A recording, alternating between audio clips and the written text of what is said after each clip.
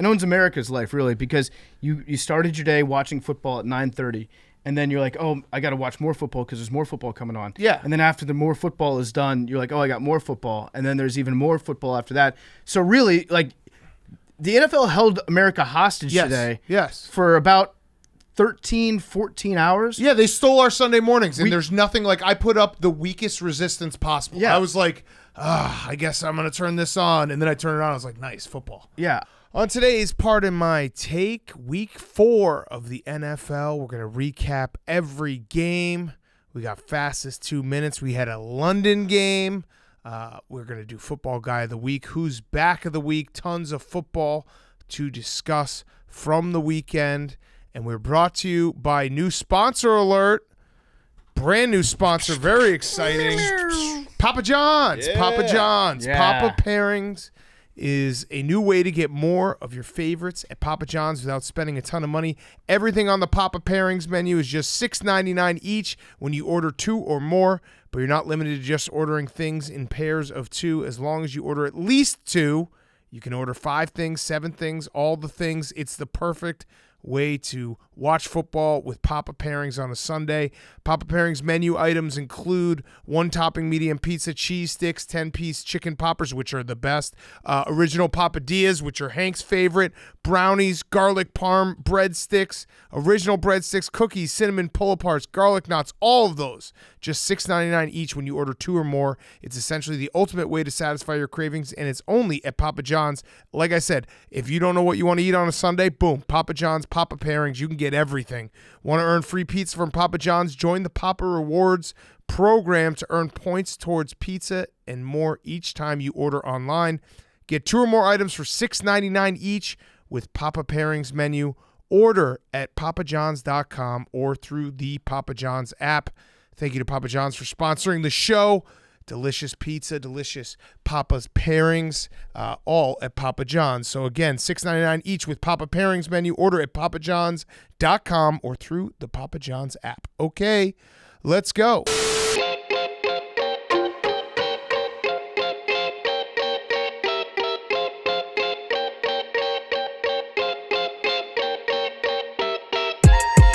Welcome to Pardon My Take, presented by Papa John's. Go check out the Papa Pairings at papajohns.com, and you can get the best food ever on Sundays with Papa Pairings. Papa John's, thank you for sponsoring the show. Today is Monday, October 3rd, week 4. What? What? What? What? What? What? What? What? What? What? What? We start across the pond where Prince Andrew Dalton wasn't sweating, and in a touching tribute to my dear deceased friend Queen Elizabeth, the referees were showing a lot of love to their cousins. The game came down to the leg of Sir Kix-a-Lot as Will, I like big Lutz and I cannot lie, attempted to take it into overtime, but the upright pulled a J.R. Smith and asked the Saints, "You trying to get the pipe?" Which they answered yes, twice, with a double doink. Cody Parkey, you are officially redeemed.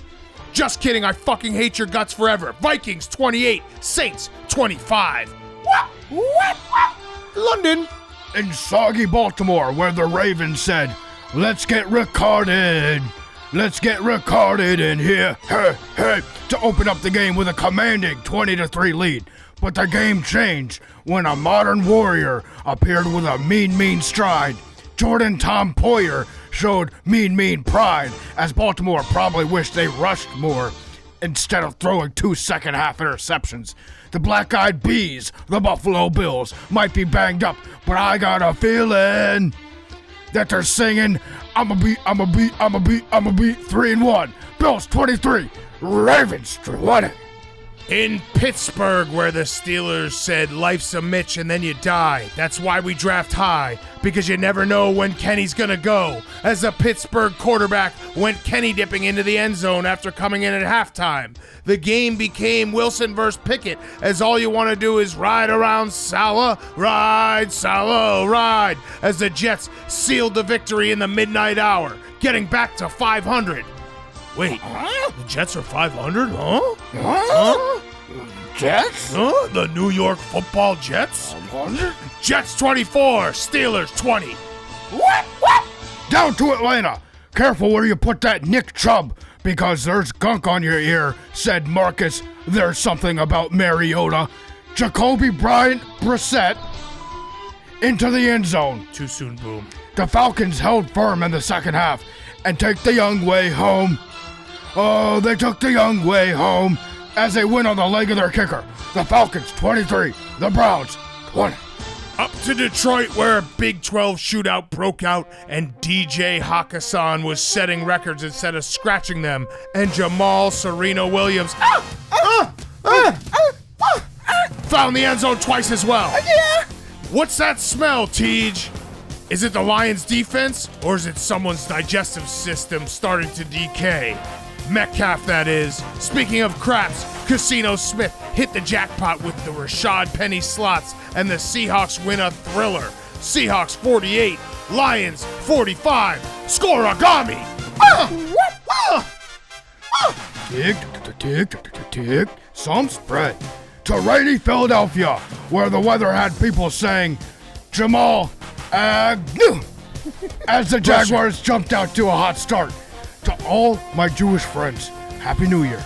And speaking of dropping balls, Trevor Lawrence had 4 fumbles. I would walk 500 miles. Sanders rushed for it to close it, and the Eagles dug Peter's son, their former head coach. Eagles 29, the Jacksonville Jaguars 21.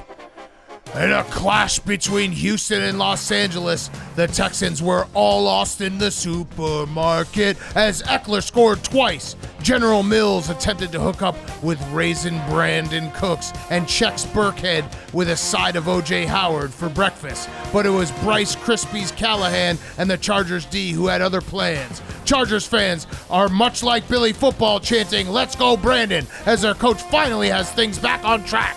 Chargers 34, Texans 24. What? Up to the balmy tundra, where, stop me if you've heard this before, but a bunch of people from Wisconsin were happy for Zappy Hour. As a third-string quarterback, all assured the Packers win.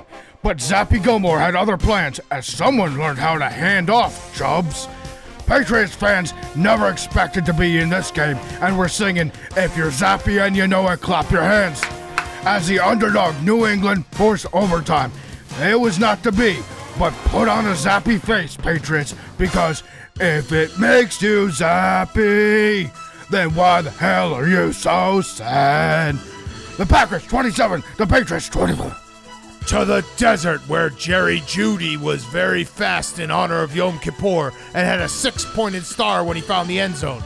Amik Mill Robertson is having a dream of a season, continuing Melvin Gordon's nightmare when he returned his fumble for 6. Josh Jacobs DeGrom was seen eating at a Chick-fil-A outside of Atlanta, but for now he's still on the Raiders as he chopped the Denver D up. Some are saying Nathaniel can't hack it as the Broncos fall to 2-2. Raiders 32, Broncos 21. What?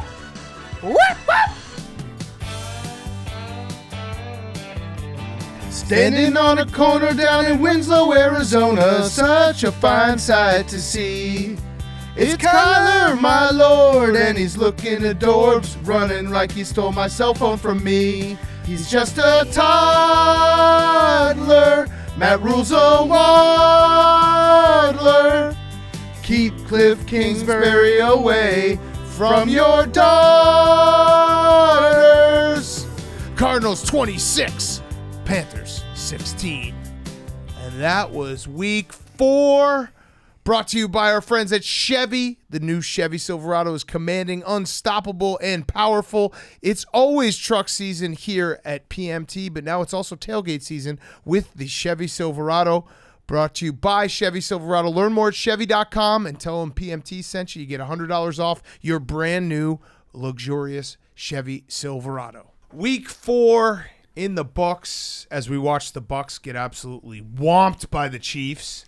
Are the Chiefs back? Yeah, I think the Chiefs are fully back. Also, I think Tom Brady's nose job isn't enabling him to get enough oxygen. And so he's just looking completely feeble out there, just clueless. This is so I still I mean, the game's going on right now. We're in the third quarter. We're going to get to all the other games, but we'll talk about this real quick first. Bad strategy to fumble the opening kickoff and let Patrick Mahomes score like 5 seconds into the game. That's number one. Number two is Patrick Mahomes.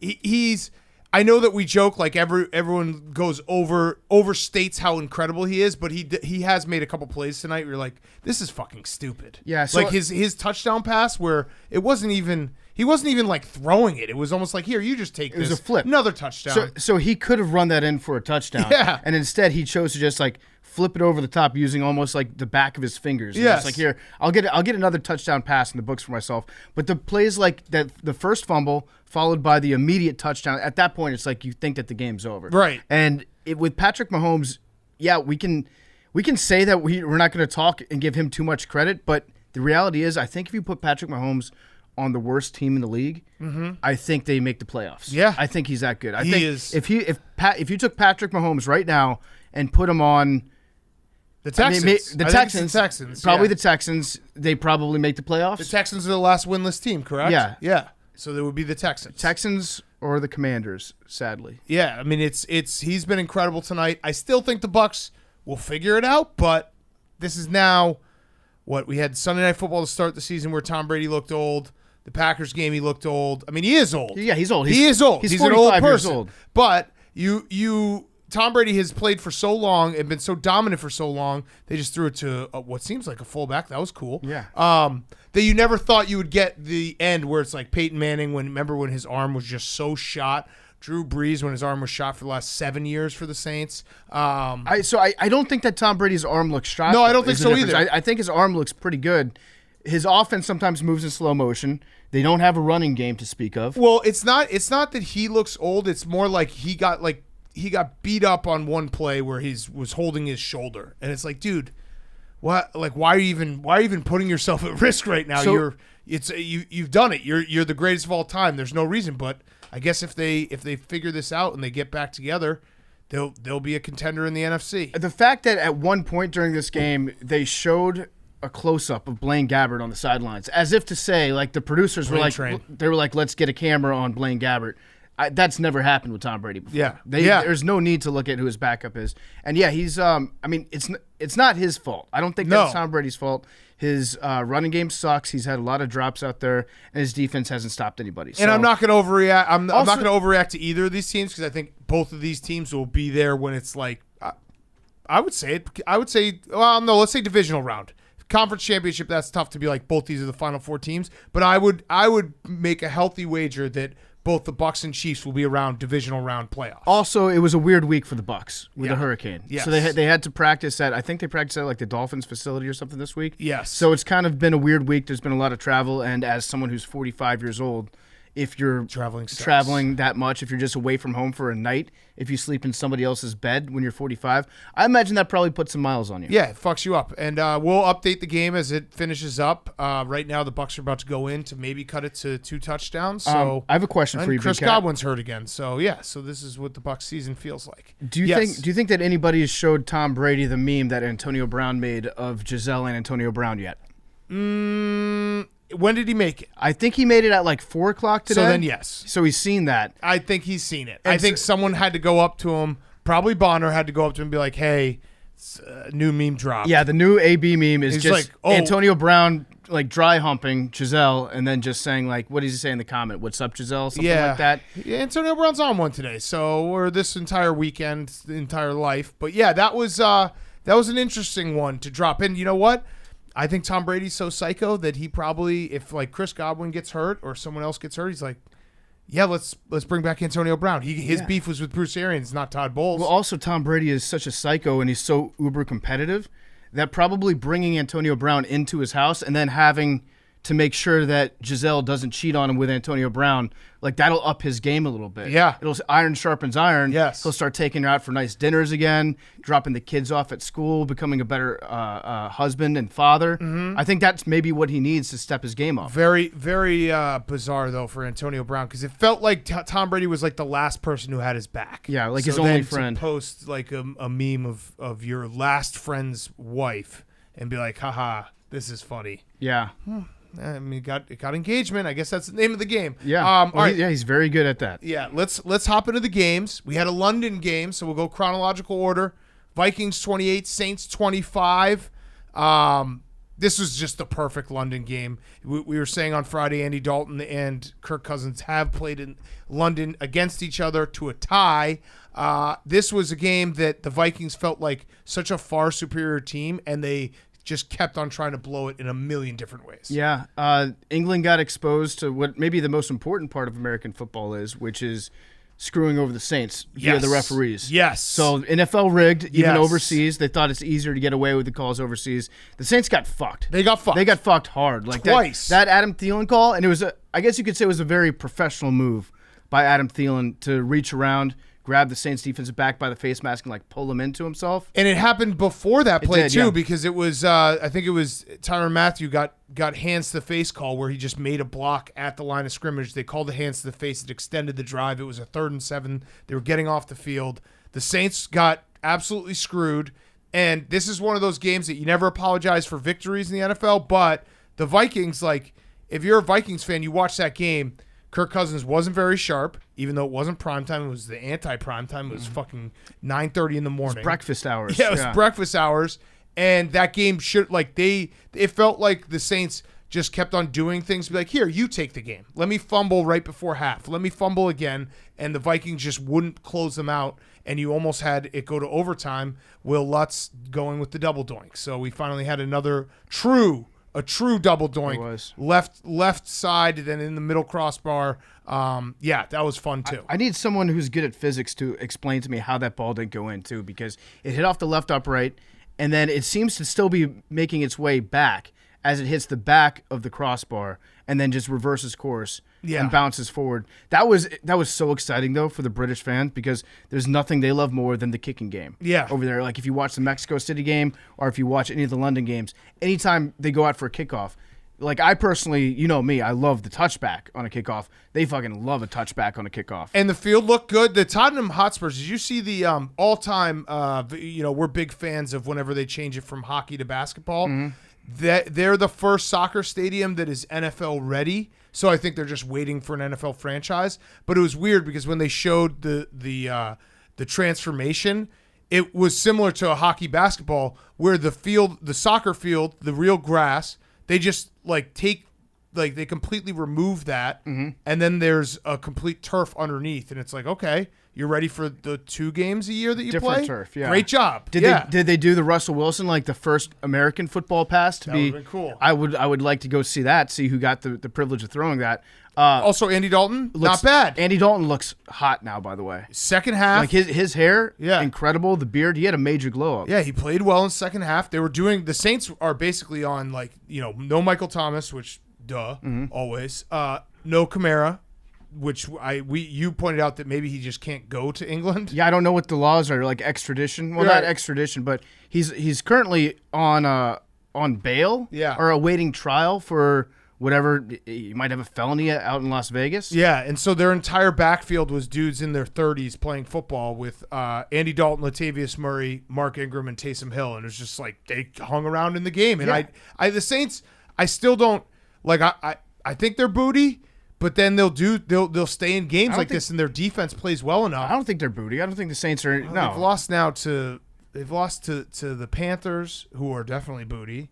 You know what? I would say the Saints, they're schizophrenic. I have them as my tough teams, where you have to bring you have to that you're going to play like real man football when you play against the Saints, but they're not super talented, so they probably won't beat you. I would say schizophrenic because they got Jameis, who is one type of quarterback, then Andy Dalton, who is like the complete opposite of Jameis. Total opposite. In every single way. Then you have Taysom Hill, who somehow is also the opposite of both of those guys. Yes. And none of them are the same. So Taysom Hill, he was doing the thing. I swear to God, he tries to run into people's faces. Oh, yeah. Like he aims for linebackers' faces, even around the goal line. He's a heat-seeking missile. For a face, exactly. Yeah. So he'll just like put his head down. He does targeting on every play. Like if he was a free safety, Taysom Hill would not last longer than 2 plays. Yes. In any given game. But he was fun to watch over there. He was running the ball pretty hard. And then the field goal at the end, Will Lutz made, a 60-yarder? Yeah, it was something like that. I think he made a 60-yarder, and then the 61-yarder came up just short.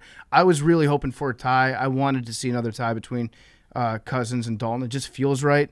And then after the game, we can have a discussion later about Zach Wilson and his gritty. No, I wrote this down. I think it's Kirk Cousins. I think gritty. it's up there with like Hurricane Katrina for worst things to happen to the city of New Orleans. Kirk Cousins gritty. Yeah, it's like when against the Saints. Yeah, it's like just an abomination. You remember when Pat Boone covered Little Richard, Tutti Frutti? Yeah, of course. That's the equivalent of this. Yes. No, who could forget? I mean, that's a seminal moment in rock and roll history. I know what it is, but people would be like, "What?" No, look it up. I mean, I know what you're talking about. I'm saying a lot of listeners would be like, "Oh." Yeah. So basically, what Kirk Cousins did to the gritty is exactly what he does to steaks. Yeah. He took all the seasoning off of it. It's so and bad. Basically boiled the gritty in lukewarm water. He didn't even boil it. He just marinated the gritty in water. And you know what's crazy is that like it wasn't. Like Shefty did the gritty and tore his ACL, and that didn't kill the gritty. That was cooler. And that didn't kill the gritty. And Kirk Cousins, he and Zach Wilson doing it today. It's the first time where I was like, I think I'm set. I think I'm good. See, I liked Zach. I think Kirk Cousins killed the gritty. Yeah. And then Zach Wilson brought it back. Yeah. So it was dead for a couple hours. It's tough. And Justin Jefferson, by the way, he is back. He had a crazy day. Felt like every big play they needed, he was there. And so now, the Vikings are 3-1. And gonna probably beat the fuck out of the Bears next week. And the Kirk Cousins truthers have a nice day, but again, if you watch the game with your eyeballs, like he's still Kirk Cousins. And it was the 9:30 game, and he loves to run into the back of his offensive lineman and take a sack. Yep, but I think my favorite thing about Kirk Cousins is what he does at the start of every game when he goes out onto the field. And I don't know, he's got some signal that he's doing. Maybe he's telling them to reset the play clock or whatever. But he does the point up into the air, and it kind of looks like he's trying to do disco. And it's just so sad. Yes. It's just very sad. But, I mean, good for Kirk Cousins. How much money did he make today? Probably like $6 million? Yeah. And he won a game in England. Yeah, which good he job. had previously not done. He just tied him. I don't know if he had played before that. I also thought of this joke just right now, and I don't know if it has anything if it makes sense, but I'm going to say it. Okay. Did you see all the people in the stands, like how drunk they were over there in England? It's crazy how they got that drunk in Tottenham Stadium, even though they don't have any cups. Ah, nice. I don't know if you're a soccer person, you can tell me if that joke is actual. Yeah, I don't know if they're all cups. Tottenham doesn't win. Yeah, they don't win. They don't have basically. They don't have any hardware. That's the joke. Yeah, they don't have anything in their trophy case. I'm trying to figure out if they paid UK taxes on those game checks. Okay, find that out for us. That's very important. It's going to judge how I enjoyed the game. I will say the London game, remember when it was introduced 15 years ago or whatever it was, feels like forever. I've now fully embraced it. I love it simply for the moment that the game is ending and it's like, oh yeah, but now we have all the football. Real football. That's the moment that I look forward to because it is kind of it's a little bit of a chore on a Sunday morning. You're like, I know I'm going to watch football all day. It's like, now I have to watch this game, and if it's not great, whatever. But then you get into it, you suck yourself into it. But that moment when the game ends, you're like, now all the football. It's the best. It's the best feeling. This day really emphasized how much the NFL just owns me. Oh, yeah. It owns my entire life. Oh, yeah. It owns America's life, really, because you started your day watching football at 9:30. And then you're like, oh, I got to watch more football because there's more football coming on. Yeah. And then after the more football is done, you're like, oh, I got more football. And then there's even more football after that. So really, like, the NFL held America hostage today. Yes. For about 13, 14 hours. Yeah, they stole our Sunday mornings. And there's nothing like I put up the weakest resistance possible. Yeah. I was like, I guess I'm going to turn this on. And then I turned it on. I was like, nice, football. Yeah. That was my entire... Like that was we will resist. All those people on Twitter, like we must resist. I would suck at that because I'd be like, football's on. You know what I did? I laid in bed and I watched about the first half on my phone, and then I ordered breakfast to get delivered. Then breakfast got delivered. I picked it up and I went and watched the rest of football on my couch. And I was like, that's my big move for the day. Yeah, is going from the bedroom to the couch. Huge. Okay, let's get to the rest of the slate. Bills Ravens. The Ravens have done it again 2 times so far this year where they've come out to a huge lead. They're up 20-3 going into the last 2 minutes of the first half. Everyone was talking about how great the Ravens looked. The Bills did look like they were sleepwalking the beginning of this game. And then Josh Allen took them on. So the Bills started the game. They had 1 interception, 1 fumble, 2 punts, a field goal. And then Josh Allen went on a 76-yard touchdown drive with 1:47 left in the second quarter, and that was like that. That was the turn in the game because then the Bills come out. It's 20-10 instead of 20-3, and they had an insane second half defense, and they win this game, and the Bills win a one-score game. They did it. They took our advice. Yes, and they did it. They got worse at football in order to get better at football in the long run. And the Ravens at home have actually lost their last 5 games. Yeah, I didn't realize. Because remember that stat I threw out that was like at the end of the season last year. They lost all their games. Yeah, they had like nobody. And then the Bills. So I didn't realize this. The Bills have only allowed 7 second half points this entire season. That's crazy. So the Bills' second half defense is like unpenetrable. Yes, they're incredible. The thing is, sometimes they get out to giant leads, and sometimes they get out to big deficits. So the Buffalo Bills officially, they've won a close game. They've won a game that maybe they weren't expected to win, at least if you looked at it after the second quarter. And Josh Allen, by the way, was 0-7 in his career when trailing by 17 points, which makes sense because you're trailing by 17 points. The last Bills quarterback to overcome a 17-point deficit. Doug Flutie. Nope. When I say Lossman. it's going to actually be funnier because it's just so him. John Beck. E.J. Manuel. No. It was Ryan Fitzpatrick Ah. in 2011, but here's the Ryan Fitzpatrick part of it. He did it in week 2 and week 3 in 2011. Okay. I love it. So he did it in back-to-back games. That's what got him the contract, It too. was like when I saw that stat, I was like, "Of course he did it in back-to-back." That's games. why the Bills that was opened up. Fitzmagic. That's why they backed up the Brinks truck. For Yes, him. yes, Everyone's going to talk about going forward on 4th and goal. yes. And So 4th and 2, for 4th and goal on the 2020 game with 4 minutes left, and John Harbaugh decides we're going for it. yeah, I don't hate the call, honestly, because their logic was. So Harbaugh explained it after the game. Harbaugh does weird shit, but at least he always has an explanation. He has like a solid rationale, even if his rationale is sometimes wrong. So after the game, he was basically saying that if we had kicked a field goal, then we would have made it. What did he say? He was talking about like 3rd versus 4th downs, basically saying that Josh Allen is going to fuck us up the ass if we kick a field goal. Yes. So that I'm paraphrasing what he said. Yeah, But he was that's saying, basically what it was. He was like, if we kick a field goal, Josh Allen's just going to go down the field and win Score a touchdown. because our defense can't stop them. So like that's just the fact. Like they've mounted this big comeback. We can't get them off the field. We don't want them to have an opportunity to win the game on this final drive. But the Bills just went ahead and took it anyways. And then when they went back down the field, they did what Nick Chubb should have done a couple weeks ago. They got down. Singletary got down. You could sense almost that Ken Dorsey was about to lose his shit up.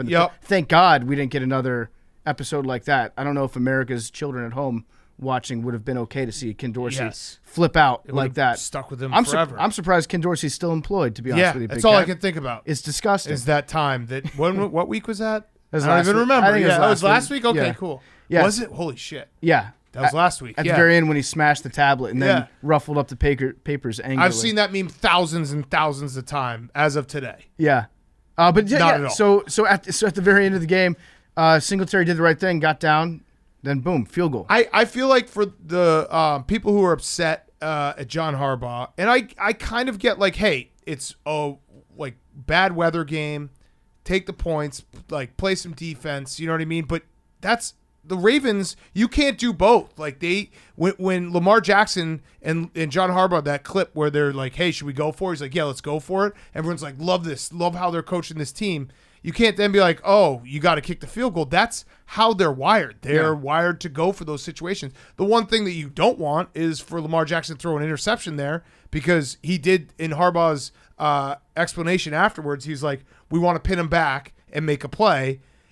Obviously, they get it out at the 20 instead of on the 2-yard line, which does change like the analytics of it if you give it to him on the 20. But that's how the Ravens play. I was not shocked at all that they were going for it there.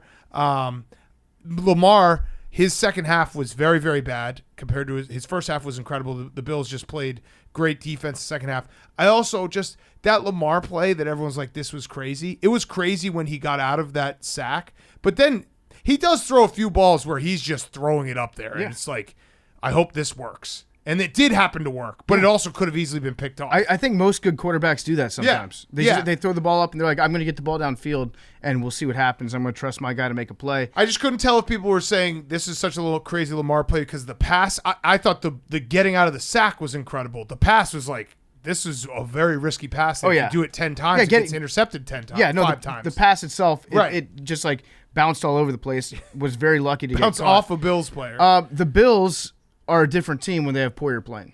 Yeah. Defensively. Yes. So it turns out that was a pretty big deal when he's out. Also, Matt Milano, their linebacker, he's the new Kiko Alonso. Yeah. If you wear a Matt Milano jersey to a Buffalo Bills tailgate, Facts. you better pack the penicillin. Yes, facts. I'm trying to think what else. The Marcus Peters and John Harbaugh got in a fight at the end of the game. Yep. I don't know if you saw that. I do think that losing 2 games like they've lost, both the Dolphins and the Bills, does feel weird. It feels like something's wrong. Yeah. If you're a Ravens fan, you can be like, yeah, Lamar's incredible. He's having an incredible year, but also something is wrong here. I don't know if you can't put it entirely on their defense, though. Like the Dolphins game, you probably could. You could be like, this is just dog shit defense.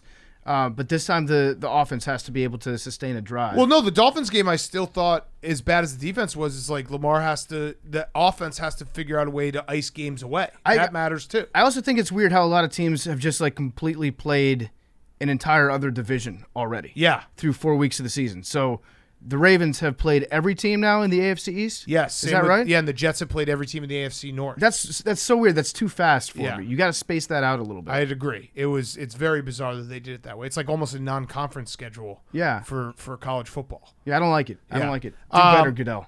All right, I think the Ravens are still a very good team, but this was the perfect remedy for the Bills because they lost that game against the Dolphins, which I still can't believe is only 1 week ago. Everyone's like, holy shit, how do you lose that game? To come back, and they looked dead. They looked like they had no life in the first quarter, first 20 minutes of the game. To then come back and win this game the way they did, you're like back fully on track. And dispel the narrative of you can't win close games. So the Ravens did one thing that I absolutely love it when teams do this. Right after the game, they announced we're gonna have a press conference tomorrow at 3 p.m. Yeah, 3:30. Yeah, and so everybody's like, "Oh my God, Harbaugh's fired." Yeah, the Bills Dolphins was a week ago, not the Ravens Dolphins. No, I know Bills Dolphins, but I still don't. That makes no sense to my brain. Yeah. I think there's so much shit goes on during the week that it's like, wait, that was only 7 days ago. But yeah, everybody is freaking out. Like, is this Harbaugh? I'll just say for the record, if Harbaugh gets fired, I think there are probably 3 or 4 teams in the NFL that would fire their coach tomorrow. Yep. Just to hire John Harbaugh. I would be one of those people. But then everyone replied, they're like, yeah, he always has a press conference on Mondays. Oh, okay. So, but everyone is freaking out about it. Yeah, no, but I just love it when they say that. Yeah. Okay, next up, Eagles Jaguars. That was funny, wasn't it, Max?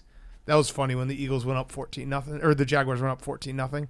Everyone's like, damn, sharp bet. I mean, it was Jaguars. It was classy awesome. of the Eagles because their fans also gave Doug Peterson a standing ovation when he came in there. So and Jason Kelsey gave him. They did a jersey swap. They did a jacket swap. Yeah, jacket swap. It was a jacket swap. Hot seat. Everybody that likes to bring. Anytime you hear somebody say, "Oh, Eagles fans, they threw snowballs at Santa Claus," I want you to counter them immediately with, "Oh yeah, they gave Doug Peterson a standing ovation." Yes. I tweeted there was a good sports town. I had hundreds of replies of people giving me examples of them being a bad sports town, but you got to say when they what do were that, some of the replies? Oh, they're like, what about when we killed Michael Irvin basically, and then everyone was it. cheering him coming off the field. Yeah. They're like, I've gone to a bunch of games in Philly. I basically gotten harassed and almost beaten up and killed just for wearing an opposing jersey. I brought my 5-year-old to a Phillies game, and they told him he couldn't even sit down, stuff like that. But they cheered for Doug Peterson. That's good sports. I'm not fan. saying that, but people were saying that when I said they were a good sports town for doing that. Yeah. But the only thing I'll say about the Eagles, and by the way, just to align ourselves as a podcast, I did put a future on the Eagles earlier this week. I put a decent amount of money on them to go completely undefeated. You had some FOMO. You saw how much fun Max and I were doing the Eagles chant today. But they only have to go 17-0 for this to hit. If the Eagles go 17-0, I will be a rich man. Yeah. I will be a very rich man. So you're kind of on the Eagles bandwagon now. Yeah, I guess a little bit. But the thing about the Eagles is I was looking at their schedule. You could say that they haven't played anybody, Paul. Because they kind of haven't. But then you look at their future schedule, and the Eagles aren't going to play anybody. No, they have the easiest schedule in the NFL. The Eagles aren't going to play anybody all year. You also, I would push back on that they haven't played anyone because everyone had the Vikings as their dark horse as well. They haven't lost. The Vikings haven't lost except for the Eagles. Yeah, that's true. Good point. Eyeball test on the Vikings. Good point. The Jaguars, everyone was talking about going into this. It's the same thing every week. Same thing every week. That was us. It was all of us. It was all of us. We It's fine. apologize It's to Trevor fine. It's Lawrence. fine. It's fine. who then Haven't played fumbled. anyone. It's fine. No, I mean, I liked it because the Eagles basically toyed with it. They're like, oh, you don't think we can play from behind? Cool, we'll spot you 14, and then we'll just fucking ram it down your throat, run the ball, play defense, do it every which way. The Trevor Lawrence, yeah. So I still think he's a good quarterback. I'm not going to just knee-jerk all the other way, but maybe he's a bad weather quarterback because 4 fumbles and an interception. I tried to find out. I was thinking about all his Clemson games, and I found the 2018 ACC championship game against Pitt was raining the entire game. He was 12 for 24 for 118 yards. So can Trevor Lawrence not play in rain? He's got to learn how to play in the rain. Also in that game, He's a big Kurt Warner guy. very bummer of a game to like go and look at the box score because it was one of those years that Clemson won their side of the ACC and then the other side was like the worst conference ever. And Pitt went to the championship game at 7-6. They lost I think it was 42-10. Kenny Pickett's stats in that game. Just take a guess. Take a guess. They scored 10 points. Kenny Pickett's Pitt stats. did? Yeah, Pitt. Kenny Pickett's stats in that game. Rain. A lot of rain. 7 for 14 for 60 yards. 4 for 16 for 8 yards. Oh, my God. That's tough. Wait, did he fumble the ball, though? No, I don't think so. I think he had a Okay, couple picks. So his hands might be better than Trevor Lawrence's. I'm just excited because we can start a new narrative of bad weather guy where we can just bet against Trevor Lawrence. What are Trevor anytime Lawrence's there's- hands? I don't know. Find it out. I think he's got big hands, but I'm looking it up. that was a lot of fumbles. You know what I think it is? I feel like long hair quarterbacks aren't good in the cold weather. Yeah. And that's as true. we know, they don't win Super Bowls. Yes, but that's like, true.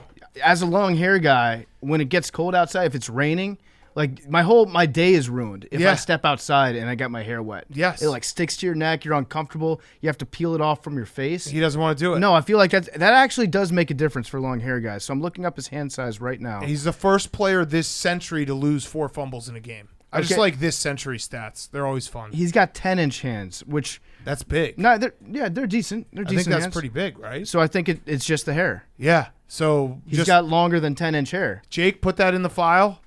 Trevor Lawrence, maybe bad weather quarterback guy. I'm looking at their schedule now. Obviously, it's always going to be warm in Florida, so unless it rains, Do they play in Seattle? they play at Indianapolis as their next road game. So if the roof is closed, it'll be fine. Yep. At Kansas City could be tough. Okay, we need some rain. In mid-November. Pray for some rain. At Detroit, dome or roof. At Tennessee in December could be Rain. tough. Give And me then rain. at the Jets So? on Thursday night. Oh, that game's gonna be gross. December 22nd, yeah. Yeah. Rain. How'd you know that? Because Tony Khan, he was pretty pumped that we were gassing up the Jags.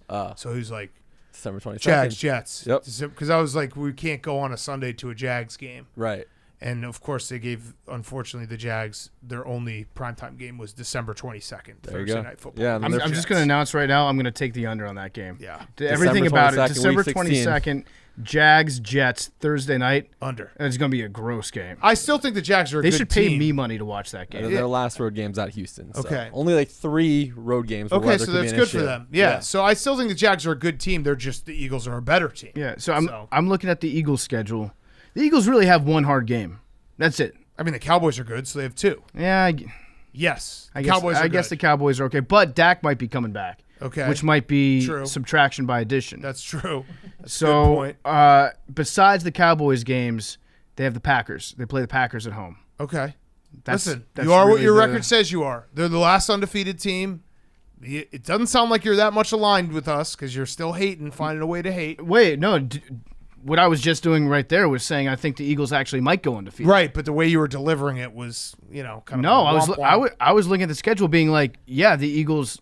No, that's different what you're doing right now. I like that. This is literally what I was doing Yeah. 2 seconds No, ago. no. That You was different took it the tone. wrong way. No, that was different You tone. were did a reading different it the tone. wrong way. You did a different tone. Do You the second tone. You were reading it the wrong way because the whole point that I'm trying to make is People will is it- will listen and is- be like, "That was no, a different tone." Different tone, different Way tone, different. different Oh, way Max, different Max, tone, way different Max, tone. turn your microphone off, Max. No. Yes, Turn your Eagles! microphone off, Max. I'm just saying. Cut I'm your just mic saying. off, I'm Max. just I'm just saying. telling Cut your you. mic As- off, I Max. mean, Max, Don't get you're not upset. gonna It was a go different Philly tone. on me. Don't get mad. It was a different tone. It's fine. I was literally saying that the Eagles have a chance to go undefeated because they're not playing anybody good. Yeah. Except for the Packers. Yeah. That was the entire reason I brought that up. You are what your schedule says you are, or your record says you are. I'm looking 4-0, forward, baby. You're looking back. I'm looking forward. I'm saying they could run the 4-0. table. All right, that was a better tone. Teams just look bad after playing us because we make teams look bad. Yeah, like right. that's just a everyone's fact. saying Vikings so good, now Vikings stink. Boom. Everyone's saying Jags so good, now Jags stink. That's fine. That's Lions fine. I frisky, want they teams suck. to look bad after Yes. playing us. Yes. And that's Yes. fine. Facts. Okay, so yeah, that was it for this game. Trevor Lawrence, though. I'm gonna watch that. That feels like something we could maybe make some money off of. Just sucks in the rain. Let's Yeah. just hope we're like Just bad weather guy. yeah, bad weather guy because he hasn't. I mean, isn't he? Is he from Florida? So I think he's from Florida. God, he Played looks at like sunshine. He played at Clemson. Played in a lot of good weather. I think I when I was looking it up, there was a lot of quotes for when From he Georgia. He's from Georgia. When he had to go play at BC and it was really cold, and there was a lot of we're okay about the cold, where it's like you're talking so much about the cold weather. I think you might be worried about the cold weather. So We need to just find out keep an actually, eye on has it. Trevor Lawrence ever seen snow? Yes. Ever in his life? I love quarterbacks that like Blake Bortles, our good friend. Yep. When he was at UCF, he was like, "No, I've never seen snow." Yeah, snow is wet. And so snow is wet. He didn't realize that. It's Yes. just water that happens to be frozen. I need to know if Trevor Lawrence has ever actually seen or played in snow. Yes. Okay, before we get to the next game, Game Time, created by fans for fans. Game Time is a new ticketing app that makes it easier than ever to score last-minute deals on tickets to sports, concerts, and shows, and they guarantee the lowest price. If you haven't given Game Time a shot yet, don't know what you're waiting for, you guys are going to love this app. We've had a ton of Barstool fans using it, hitting us up on social about the great deals they're getting. We've been using Game Time all year. Billy went to Tennessee versus Florida using Game Time. It's so easy to use, amazing deals. It's the fastest growing ticketing app in the U.S., and you're going to love it. Download the Game Time app, go to the account tab to create a login, and redeem code PMT for $20 off your first purchase. Terms apply. Download Game Time last-minute tickets, lowest price guaranteed with the Game Time app, the exclusive ticketing partner of Barstool Sports. Thank you to Game Time. Go check it out now. You get $20 off your first purchase. Terms apply when you use that code PMT. Okay, Billy, Jets, Steelers. It was the greatest outcome you could ask for. Okay, we're gonna win. let's hear from the Jets side. I just want to say shout out our guy Kenny. I feel bad for Mitch, but shout out our guy Kenny, who I think, as far as I could tell, broke a record today. He had 13 passes, and not one of them hit the ground. He was 10 for 13 with 3 interceptions. I looked it up and I couldn't find anyone who's had at least 13 pass attempts and not have any of them hit the ground. Well, he also had 2 rushing touchdowns, which Yeah. no rookie quarterback has ever done in their very first game. Yeah. So Daniel Jones did it a couple years ago. Yep. But that was the second game that he got into. He played a little bit, I think, against the Cowboys. Yep. So Kenny Pickett. I actually think that a rookie quarterback coming into a game at halftime, you always hear like, "Oh, we want to prepare our guys." So usually teams do it if they have like a bye week and they give them a lot of time to work. I actually think that sometimes it's better if you just put your rookie quarterback into the game, and then if the play goes to shit, if they get lost out there, see what they can do with it. And Kenny just scrambled for the end zone a couple times and got 2 scores out of it. Here's the thing with I feel bad for Mitch. It wasn't working. It felt like the Steelers needed a spark. And yes, Kenny threw 3 interceptions, but he provided a spark. Like he made, whether you want to say, he didn't have a great game because of those 3 interceptions, he at least was making things happen. Couple touchdown drives. I think one of them came off of a pick, so it wasn't really a long drive. It was like 5 yards. But like things were happening, good and bad. But at least things were happening where I think some of the people who were upset about Mitch was it felt like a lot of passes to the flats, screens, dump-offs, punts, and nothing was happening. Yeah, he gets in there, he tries to make a play at least. Right, exactly. Mitch And that's sometimes, good. You need that. Sometimes Mitch plays like too much inside the playbook. Right. And so one thing you can say about Mitch is he handled the whole thing like a professional. He's a great guy. So like after the game was over, he's like, yeah, obviously I would like to be playing, but He's a this consummate. is the reality. Yeah, he's a great human being. That's never been. That's why it's always kind of hurt that it hasn't worked out for Mitch because he is a very likable person. Yeah. and it just hasn't worked out. But Zach Jets, Wilson yes. returns, Billy. Yeah, so Billy. your prodigal son, he's back. He had a pretty bad interception. Well, that if you look at it, Okay. it was a little bit of they may have either ran the wrong play into the wrong zone, And basically, That I think sounds bad. Elijah Moore on the outside was supposed to clear out that safety by running a go route, but he stopped. I think there was a little bit of miscommunications. It was a bad pick. That's on communication. But Elijah Moore and Zach Wilson had 2 amazing connections back to back. You could see the offense getting into the swing of things. His second pick, he was trying to make a play under pressure, pocket collapsing. It was tipped up and caught. But the one stat I want us to focus on in the let's Zach focus. Wilson return is in the final drive, the game-winning drive. He went 5 for 5 for 57 yards and put together a game-winning drive. That's that is all you can ask for. I mean, Down 10 in the fourth quarter, two long drives to come back and win. That was awesome. the New York special got a steal from Felix. I think we just did it better. First quarterback in Jets history to catch a touchdown pass. Yeah, great stat. Yeah. Did the gritty, got the team going. Look, the offense, I was always saying in the offseason, they're starting to look electric. That's an offense having fun. That's how you win football games. No, Look at Kansas City right now. They're having fun out there. They're celebrating. That's a fact. I'm ecstatic. Listen, if you're a Jets fan, that's like that comeback win. And the Steelers are not good. They're not good. But it doesn't matter because if you have a young quarterback, those are the moments that you can look to and be like, yeah, that's our guy. Like, that could be a guy right there because of how he played in the fourth quarter. And our defense. Stellar. Defense looks good. Stellar. Yeah, I mean, I do think the Steelers, like, it's weird how bad the Steelers are. The Steelers are going to have that effect on me, though, much like the Patriots. No T.J. Watt. Where, like, over the next 2 seasons, if they're average or below average, I'm just always going to think that they're good because they're the Steelers. They're always good.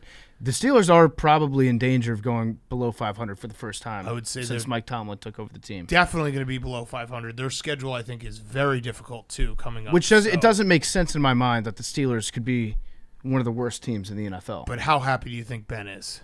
It's like, Very see, happy. you guys needed me. Yeah. Like it's not Mike Tomlin. It's Big Ben. So Big Ben definitely is sleeping tonight with his cell phone with the ringer on, just in case. Just in case Kenny needs some tips. He doesn't think that he's going to get a call, but just in case, he's going to leave it on. Just if the Steelers want to give him a call and see if he's able to stop by for practice. Yeah. Just like kick the tires on Big Ben for a second. Yeah, this game was must win for the Steelers because their next 4 games are at Buffalo, against the Bucs at home, at Miami, at Eagles. That's tough. They probably won't win any of those games. Like, it's the NFL, so who the fuck knows? Maybe okay, let's say they win one of those games. But I think that most Steelers fans would take 1 and 3 in those next 4 and be like, yeah, that was crazy. We won one of those games. Yeah, absolutely. So they're bad. They're going to be bad, and they're not going to have a good season. But like the Jets and Zach Wilson, like the Steelers, if you're a Steelers fan, your priorities have just completely shifted of let's just hope Kenny looks good. Let's hope he's the guy. And what happened with Zach Wilson today, like that was a guy drive in the fourth quarter. Big time. That was 100% like, okay, if he can do this, that gives me a glimpse of a guy. Yeah, I was happy for you, Billy. You were going crazy. You were yelling like it was the Super Bowl, but that's how you should act when your young quarterback does something like that. I mean, there were so many ways this game could have gone with him coming back. In the back of my head, I was like, well, he could just be Mr. INT again. And you know what? This was the greatest outcome. If you told me this in the beginning of the season, that he was going to get hurt, he was going to come back, and he was going to play some type of way, this way would have made me more than happy. Yeah, I mean, the last 2 things that Zach Wilson has done, he banged his mom's friend, and then he led a fourth quarter comeback against the Steelers. I'd say things are trending in the guy direction right now for Zach Wilson. Absolutely. Big-time guy watch. Dog. It was also, just as an aside, Billy. Zach Wilson. It was very cute watching because when we're in the office, the gambling cave isn't like there's enough seats for, 10 of us. So there's a bunch of guys who watch at the other bank of 6 TVs. So when you came in to watch the Jets game, you didn't know which TVs were faster than the others. So it was very cute watching the Jets win the game and then you celebrating like 5 seconds later. It was just, I just enjoyed it. It was like getting to watch when someone does a Periscope and they're behind. So he's like, oh, a big play happened. I can hop on Periscope and watch the reaction. It was like the Jets won, and then I could look at you going crazy, and it was fun. So it was a fun moment. Yeah. That's what football's all about. Those little moments when you think your guy might be a guy. Oh, Lenny scored. Thank you, Lenny. There we go. Awesome. Promised it for the people. Got it. Touchdown's coming. Okay, next up. Falcons, 23. Browns, 20. Speaking of, I think maybe they probably do want Deshaun Watson to get back soon. Yeah, that'd be nice for them. I think the Falcons, though, the big story for me is the Falcons. The Falcons could very easily be 3-1, if not 4-0. Yeah, The Falcons are kind of good. Frisky. They're frisky. No, they're above. I think they're above frisky. I think the Falcons are exciting. Yeah. Yeah, no, they're fun to watch. Wait, what was their other loss? To the Rams, but that one was a loss. that was probably a loss. But That they was had a an loss. Remember opportunity. they hung around. No, they Yeah. came back. Yeah, they were down big. They came back, but they Kept had it close. they had a chance to win that game though. Yeah. Is what I'm saying. Yeah. Probably 3-1 though. They should have beaten the Saints when they played them week 1. Then they Falcons the entire thing away. But the Falcons they're an exciting team. Also, Arthur Smith, I got my eye on you. I think I got a little crush on him. He did something this game. Now, this is crazy because when you play the Browns, you expect them to just run the ball down your throat, and there's nothing you can do about it. And the Browns, I don't know what Kevin Stefanski's doing. He had a couple times where he was in the red zone, and it was like, dude, just fucking run the ball. You have Nick Chubb. He's incredible. And they got cute, and they came away. I think they had 2 red zone trips where they came away with 3 points, and that was kind of the difference. I want to read real quick. This is these are the plays called and the result in the third quarter and maybe going into the fourth quarter.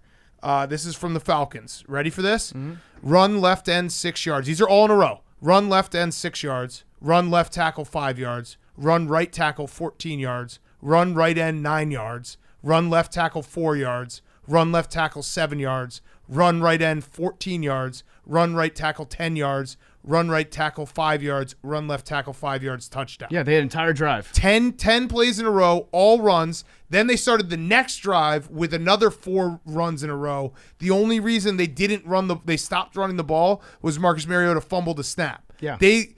Arthur Smith said, you guys can't stop us. We're going to run 14 times directly down your fucking throat. You don't have Myles Garrett or Jadeveon Clowney, and there's nothing you can do about it. And God damn it, do I love a coach who does that, because it's not sexy, it's not special. He's literally like, this is the one thing you guys can't stop right now, and we are not going to stop doing it until you figure out a way to stop it. And I also love how he's completely bucking our advice and being like, you know what? I'm not going to throw the ball to my receivers all the time. Yeah. I'm not going to take the 2 biggest guys I have on the field and get them the ball.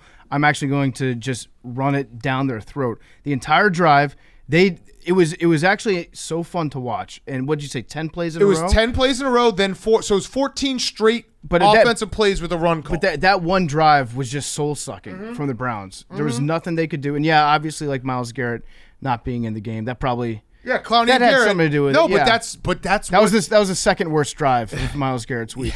Yes, but that's like I don't know. There's a lot of coaches I don't think they'd be like, oh, we got to mix in a pass because we don't, one, if we lose this game, people are going to be like, why didn't you pass it more? And 2, you got to just keep them off balance. No. It's the Green Bay power sweep. Like they're not going to stop it, so we're going to keep running it. And then they score a touchdown. And yeah, the Falcons are fun to watch. And Arthur Smith, I got my eye on you, bro.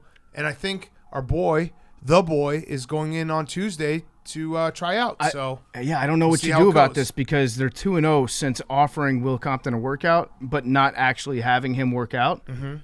So maybe you just push it punk off. Maybe you just punk him, and you're like, hey, can we reschedule for the next week? You have him show up for the workout, and then like just a big bucket of water falls on his head when he walks in the door. I think maybe their defense, they've got a fire lid under them, because it was like a sign of disrespect to the guys that they have in house. It's like, you guys are so bad that we're actually going to call Will Compton to come in and work out and maybe take your job. The guy's fat. And then everyone's like, oh, fuck, we better run an extra couple miles, maybe cut out the donuts this week. Yeah, he just like Will Compton literally just did a case race on the yak and showed the world that he's got a tiny dick. Like, do you want him to come in? Wait, what?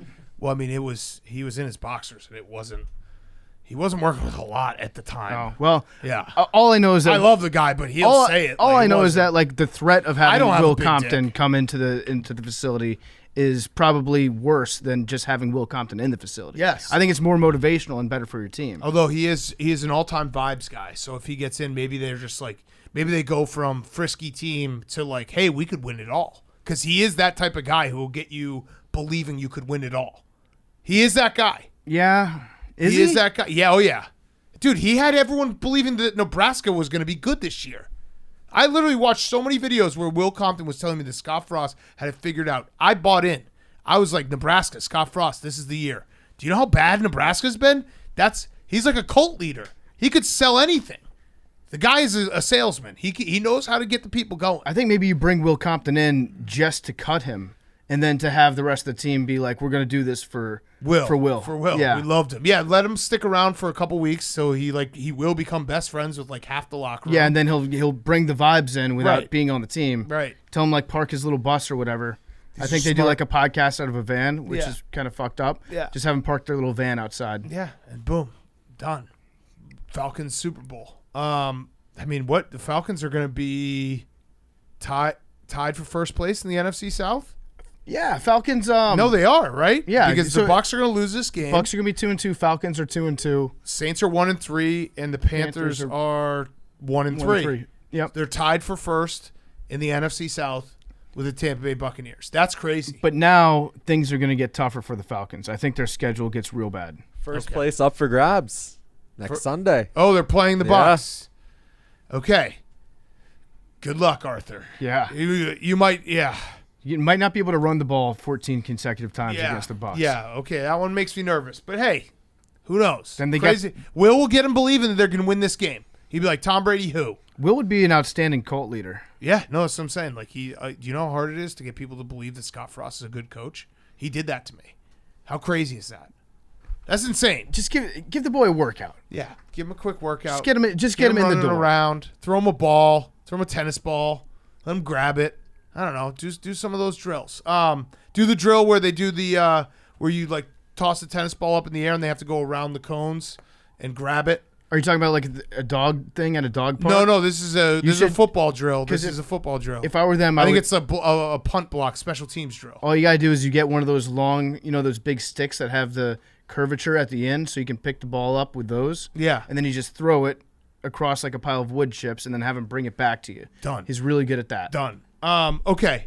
Falcons, good win. Browns, it actually is nice. It restores order where it's like I was starting to think that Jacoby Brissett might be a legit, like, hey, this guy could start all season and they could be really good. And then there's just moments you're like, nope, I don't think so. I think he is like a perfect backup, though. Perfect backup. I think if he started 10 games for you, he would probably win 4 of them. Yes. Which is that's all you need. But you might start 3-1. You might start 3-1, or you'll have one stretch where you might go, holy shit. Like, you might go 3-0 over the course of any given like 4-game or 3-game stretch. But Jacoby Brissett, there's probably a reason why he hasn't become a starter. Yes. Long term. Yes. Okay, next up, Cowboys 25, Commanders 10. The Cowboys are good.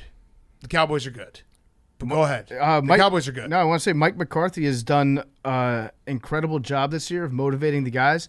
I read an article about Mike McCarthy's strategies. He's doing Tattoo Thursdays with his boys, where one person gets up and shows their tattoo, talks about the history behind it for the entire team. He also has them. Sounds like a cop move. Yeah, he has them studying. That's a big time like FBI move. Like, what does that tattoo mean? Yeah. Okay. Any other markings that I can figure out who you are? Nate Newton's here, and he's going to explain to you what the teardrop means. Yeah. Okay.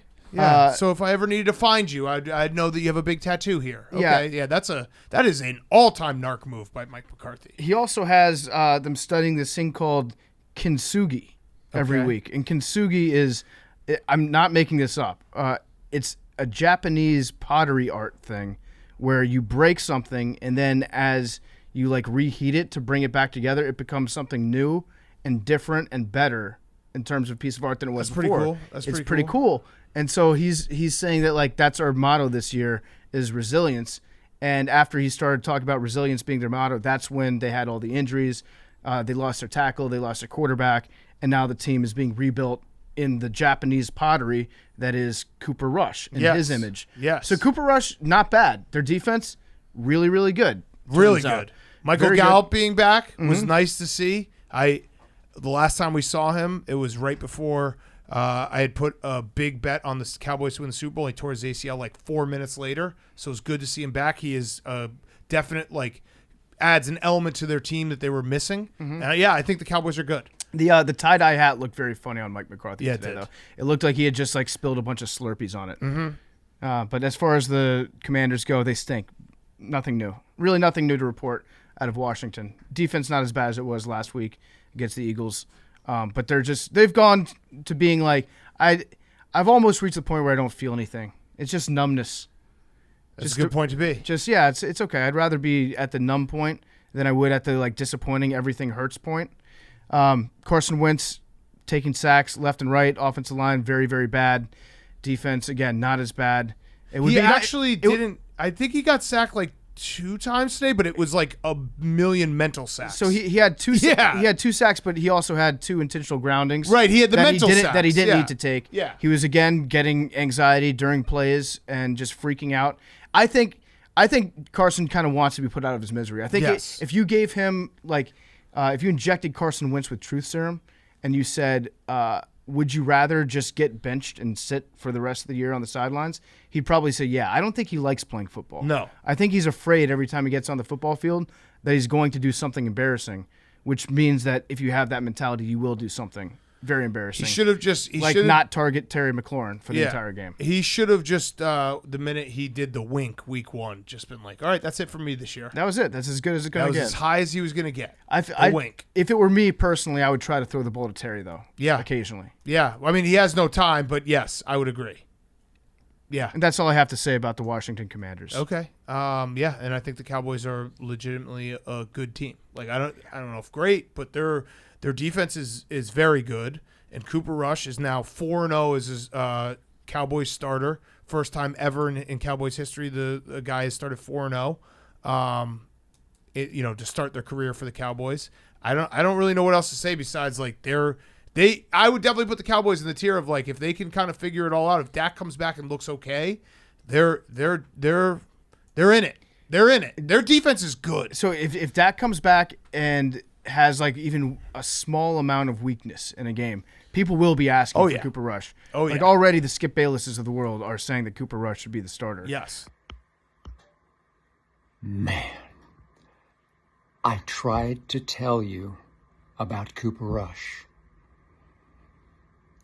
Now I feel sorry for Dak Prescott. That's dumb. It's like Cooper Rush has played very, very well. But when Dak comes back, you know that Jerry's like, I'm paying this guy all this money. Yeah. He's going to start for me.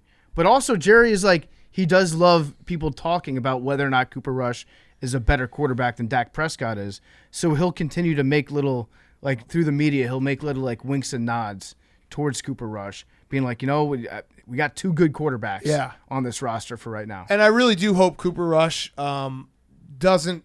He's going to take the big money from someone, and someone's going to convince themselves that he's going to be the guy, and it's going to go spectacularly wrong. Mm-hmm. Just try to figure out a way to maximize being a backup because you've bought yourself a Chase Daniel-like career. Yeah, you've been that good, but like he will. Some Texans or some team, maybe the Bears, will be like, hey, let's get Cooper Rush. Let's give him like $50 million. Maybe we'll only guarantee 30.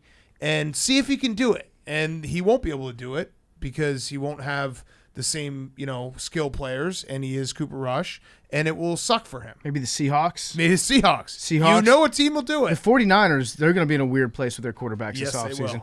So one more thing with the Commanders. I think I've reached the point where I'm officially prepared now for a coaching search this offseason. Mm-hmm. I don't think that they're going to bring Rivera back. I don't know if they'll fire him in the middle of the season or not.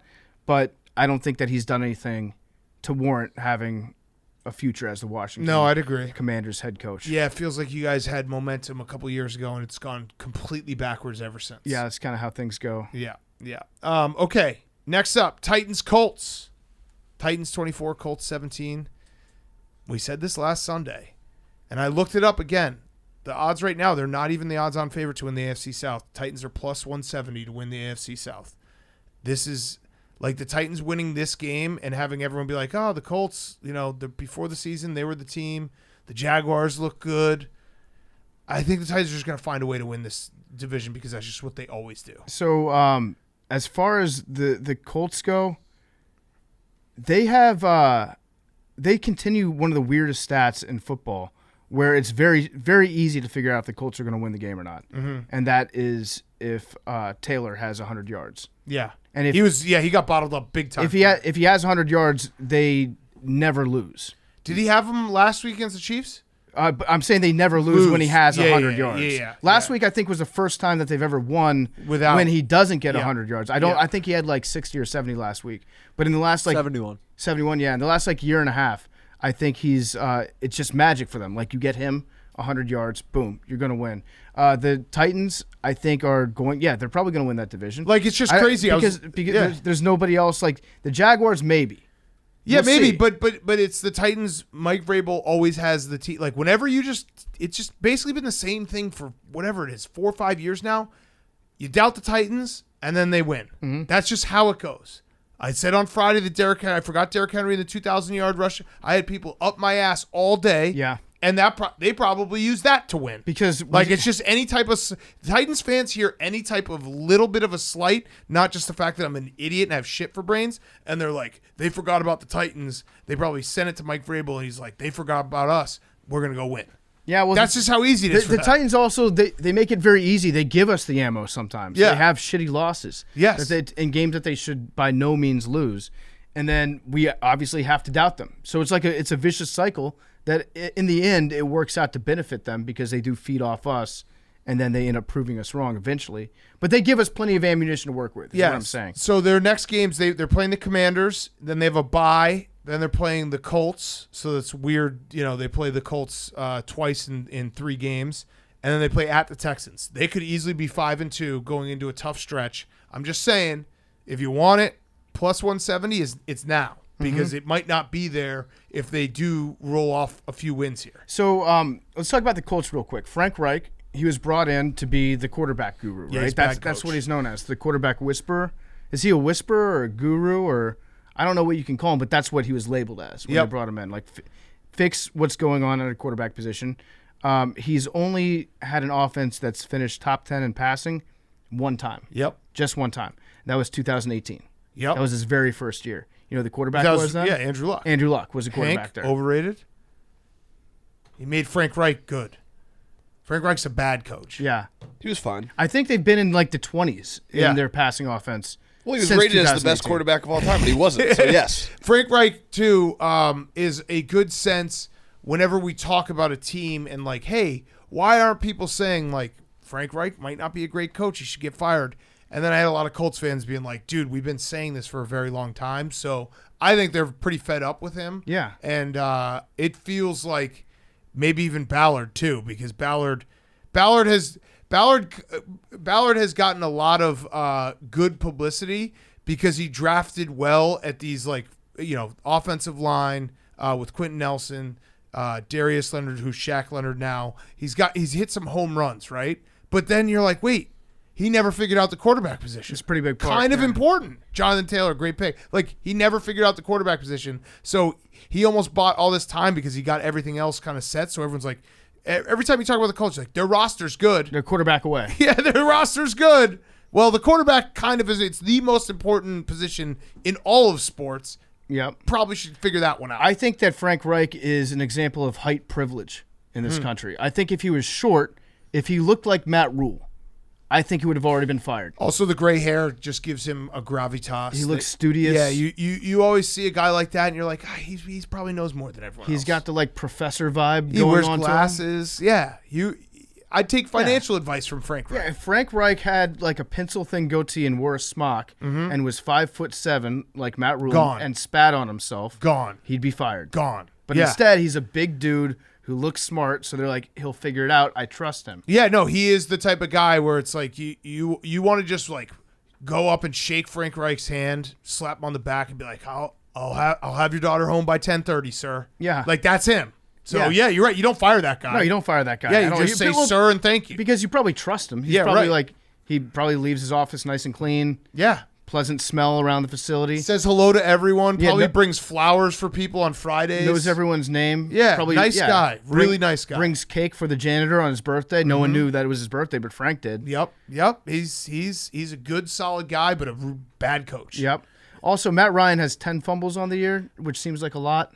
It is a lot because he's been averaging. So he has, I think it's 9 fumbles, 3 lost, and his career average is 6 fumbles, 3 lost. For a season. So that's a lot. That's a lot. He also, Matt Ryan is getting to the point where when they show him on Red Zone getting sacked, it's like they should put up like the do not like graphic.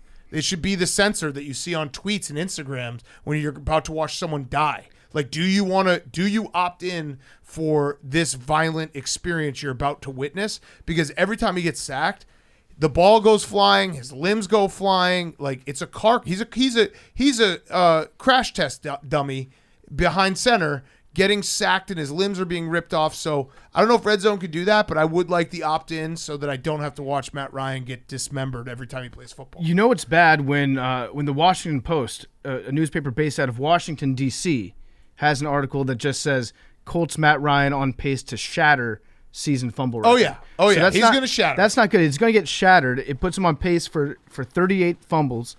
He's probably not going to have 38 fumbles. But the NFL record is... Dude, I don't know. 20. The NFL record's 23. He might. I think he's going to shatter the record. I don't know if he's going to get 38 fumbles. Every game, you'd have to think that they're stressing like, hey, hold on to the football. He's like, I wish I could, but when I get hit by these guys now, it's either hold on to the football or like I'm going to shit myself and have a heart attack. Like he's got to let something go. It's the football. In the NFL, you get old pretty quickly, but getting old is just realizing how dangerous it is to be playing quarterback in the NFL. So like up till this point, Matt Ryan was pretty good at maintaining confidence, moving around the pocket, avoiding hits occasionally. Now, for whatever reason, it hit him this season all at once where he's like, oh my God, there's 300-pound guys that run 4.940s that are coming to take me out, and he just panics when he's back there. Yeah, no, it's tough to watch. It's bad to watch. I do like the idea, as much as like we've jumped down Frank Reich's throat about what he's done at the quarterback position. I like the idea of Indianapolis just being the place where old quarterbacks go to die. Mm-hmm. It's like their last time. It's purgatory before they retire. They get to get, and it's really nice too the way they do it, because they get all this preseason and off-season like pump. Yeah. You know, everyone hypes him up like, oh, they're quarterback away. Here comes Phillip Rivers. Here comes Matt Ryan. So they get that moment like Carson Wentz. He's the solution. So they get that moment where everyone's really excited for them. And then it obviously goes tragically, like horribly, terribly bad. Except Phil Rivers did. Remember, he almost beat the Bills in that playoff game. Like, yeah. He would be the success story, and it wasn't that successful. But they get that moment where everyone feels good about him. They get their press conference. Mm-hmm. Everyone's like, yeah, this is great. We got our guy. And then just they get demolished. Yeah, I like the idea of it being NFL hospice. Yeah. For like good above average old quarterbacks. Yeah, put them out to pasture. I'm just glad that the Rams got to Matt Stafford before the Colts had a chance to. Yeah. Because it would have been sad if Matt Stafford had joined the Colts. It would not have gone as well. It would be very funny if the Colts just leaned into all this and were like, Flacco, you're up next. I was going to say Flacco is probably the next one, yeah, right? Let's go. If we're doing if we're looking forward and figuring out, okay, who's the most Colts-like quarterback for them to pick up this offseason? It's Joe Flacco. It has to be Joe Flacco. It's Joe Flacco. I don't know 100%. I don't know who else it could be. I'm going through the list right now in my head.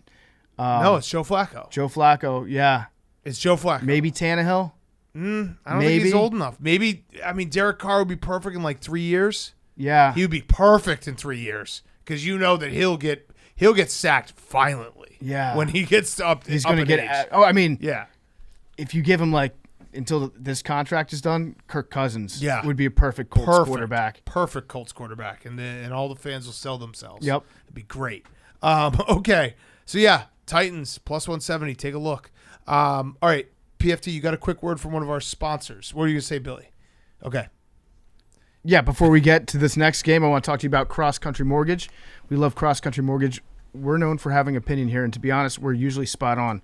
Here's our hottest new take. It's not a bad time to buy a home. In fact, for some, it could be the perfect time.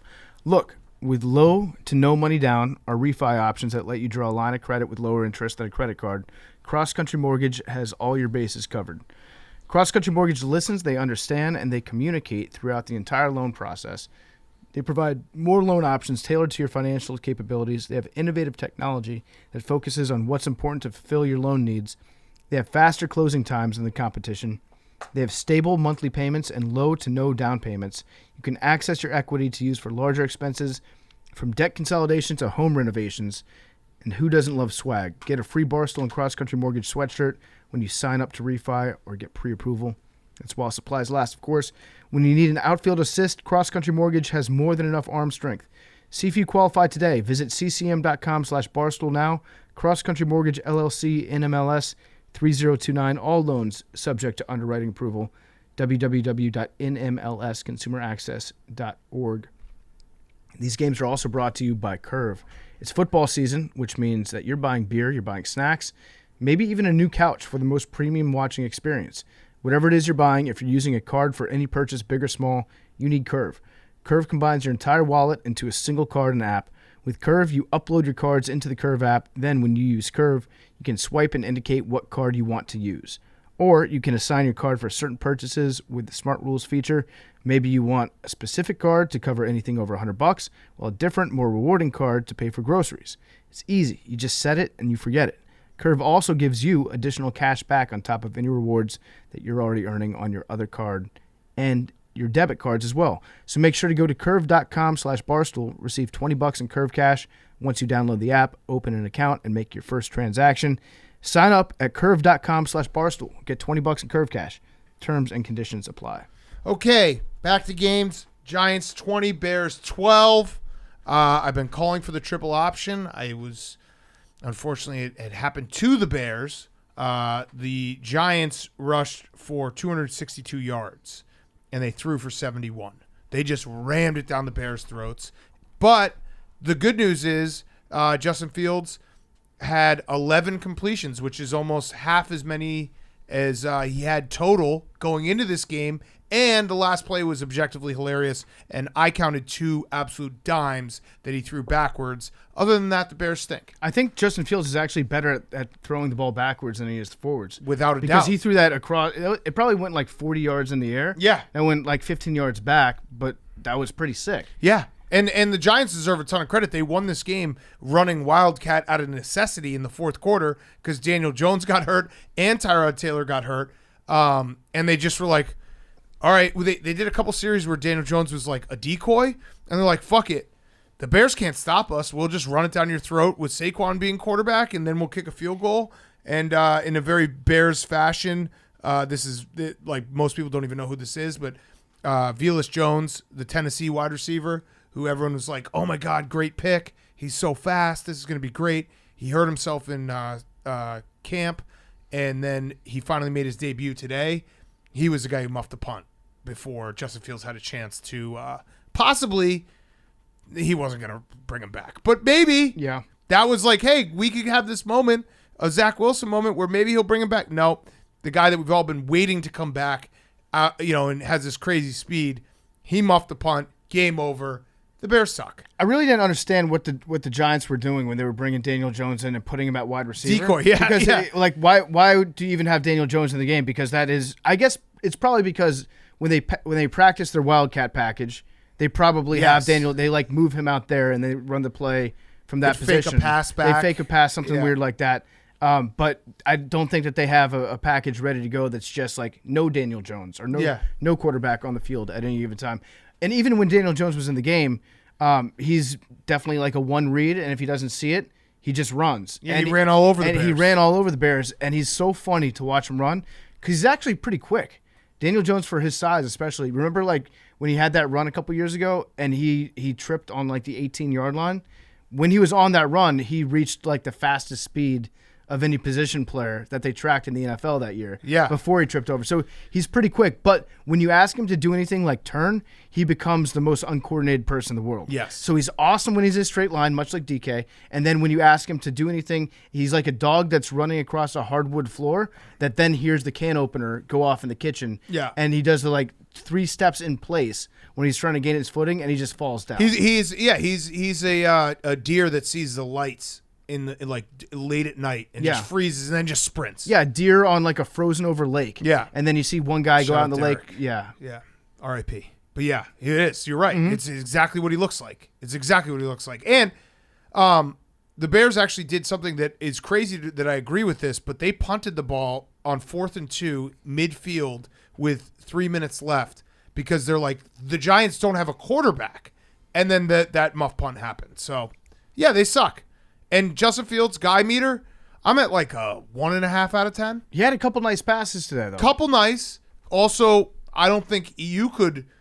The defense could literally hold up a card saying we're about to blitz, and I don't think he would know. He wouldn't get like that, they yeah. blitz when you blitz up the middle on Justin Fields. He's like, "Whoa, what is this? Yeah. You guys didn't tell me this is unfair."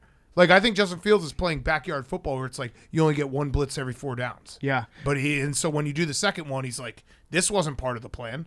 But yeah, it's guy meter very low. He also because I already know the Bears suck. I knew they sucked even though they were 2-1. We do have a fun stat that we can track all year that Jake, I'd like you to get in. It's the race for 166. And you might be saying, what's 166?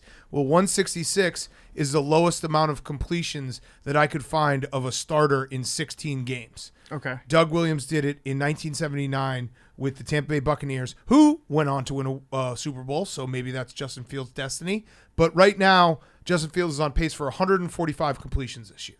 So he's far off. He needs some more. Wait, when did the Tampa Bay Buccaneers win a Super Bowl? No. Doug Williams. No, I'm saying Doug Williams went on to win a eventually. Super Bowl. Okay. Yes, Yeah. correct. So maybe that's Justin Fields' destiny, which wouldn't surprise me if he went somewhere else and Yeah. then won a Super Bowl. But that is, hey, if your team's going to suck, you might as well break a record. I don't know which side I'm rooting for, actually. Yeah, I think maybe for him to break the record. I saw enough glimpses today where I feel like they should have him pass the ball more. Yeah, he made a couple nice He throws. can get the ball downfield, which is like he can do it.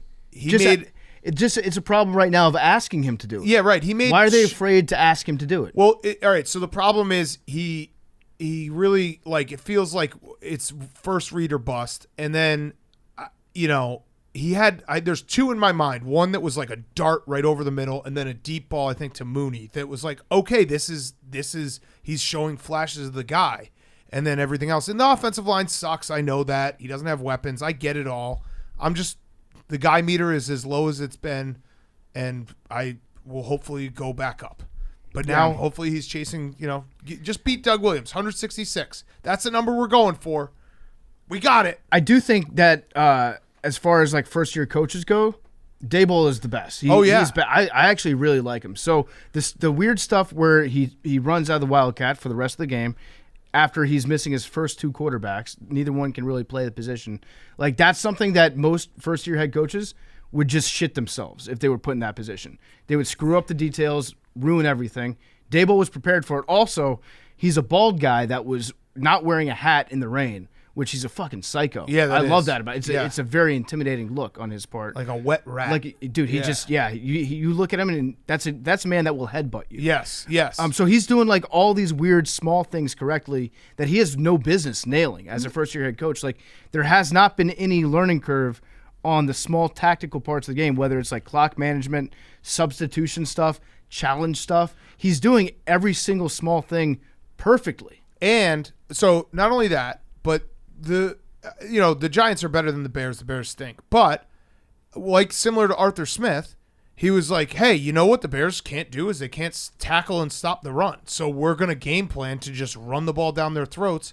Like Daniel Jones, here's something nice to say about Justin Fields. He actually, he had over 100 yards more than the opposing quarterback. That's pretty cool. That is cool. Because Daniel Jones was 8 for 13 for 71 yards. He got injured, obviously. But they're also, and this is going to sound bad, but this is the NFL, so it's like, you know what? It's a man's league. I know the Tua thing, and we'll get to the J.J. Watt. It's very clear the Giants are like, Daniel Jones isn't our guy, so let's just make him run a bunch. Because we don't, like, if he gets hurt, what does it matter? He's not our, like, we're going to be finding a quarterback regardless. Let's try to win some games using his best asset, which is his feet. Yeah, and when Tyrod came into the game, they kind of did the exact same thing. So that's how you can tell. It's like the game plan for your backup was the exact same as the game plan for your starter, and they were both game plans that should be for a backup quarterback. Right, because he's not coming in being like, I'm going to fix Daniel Jones. I'm going to make Daniel Jones great. No. Daniel Jones is what he is. So let's just do the things that he does well, which is run the football. And if he gets hurt, well, we're going to draft a quarterback anyway. It sucks to say for Daniel Jones' sake, but it's pretty clear that they're like, we don't really care about, like, we're not thinking Daniel Jones for the next 10 years. We're thinking, let's try to win some games, change the culture, then we'll get a quarterback. Also, Daniel Jones could be a perfect backup, too. Yeah, He does. Yes. He's got all the qualities of a perfect backup quarterback. Yeah, so I give credit to the Giants. They're 3-1, which is crazy to say. Has there ever been a quarterback that's been drafted in the first round by a team, and they've both, like the team and the quarterback, have kind of mutually reached the agreement and the understanding that, yeah, you're not going to be the starter, and then that guy sticks around as the backup on that team? Yeah. Like, if a quarterback is willing to cuck himself. That was kind of Mitch's last year with the Bears. Yeah, I mean, it would be a perfect scenario for Daniel Jones to stick around in New York, but some stupid team will probably jump in and pay him a ton of money. And Daniel Jones, nice guy, but it goes back to the theory. Like, you can look it up. I mean, quarterbacks that are just average in college football don't go on to be superstars. Yeah, you don't really like figure that out all of a sudden. Yeah, right. So like, oh shit, now I'm the man. Yeah. Okay, let's go to a really fun game. Seahawks-Lions, Big 12 shootout. Yeah, I actually think that the Lions are the most exciting team in football. And I'm not just saying that. I'm not just saying that because of Hard Knocks and that we got to know some of the guys on the team. We love Dan Campbell. All those are true. I think that the Lions are just straight up exciting football because I think they lead the league in points per game. Yep. And I think they lead the league in points given up per game. They are big. They are like the worst version of Oklahoma, which is actually this year. Yeah. But like they are so much fun. And we should have said, sorry, Scorigami. Yeah, congrats, Scorigami, Jake. Shirt available on the Barstool store. It's being pictured right behind us. Let's on the green go, couch. Jake. Scorigami. That Yes, was such I an love exciting Scorigamis. moment. Yeah, it was crazy. And the more points, the more flexibility, because the score changed a few times in the last few minutes, but we were still in the green zone. So I got a question for you, Jake. The green zone. I like that. And this was pointed out to me. I got to figure out who tweeted this at me because I want to get it. I want to give them credit because they had a very good point. It was listener BTC1. Every Scorigami.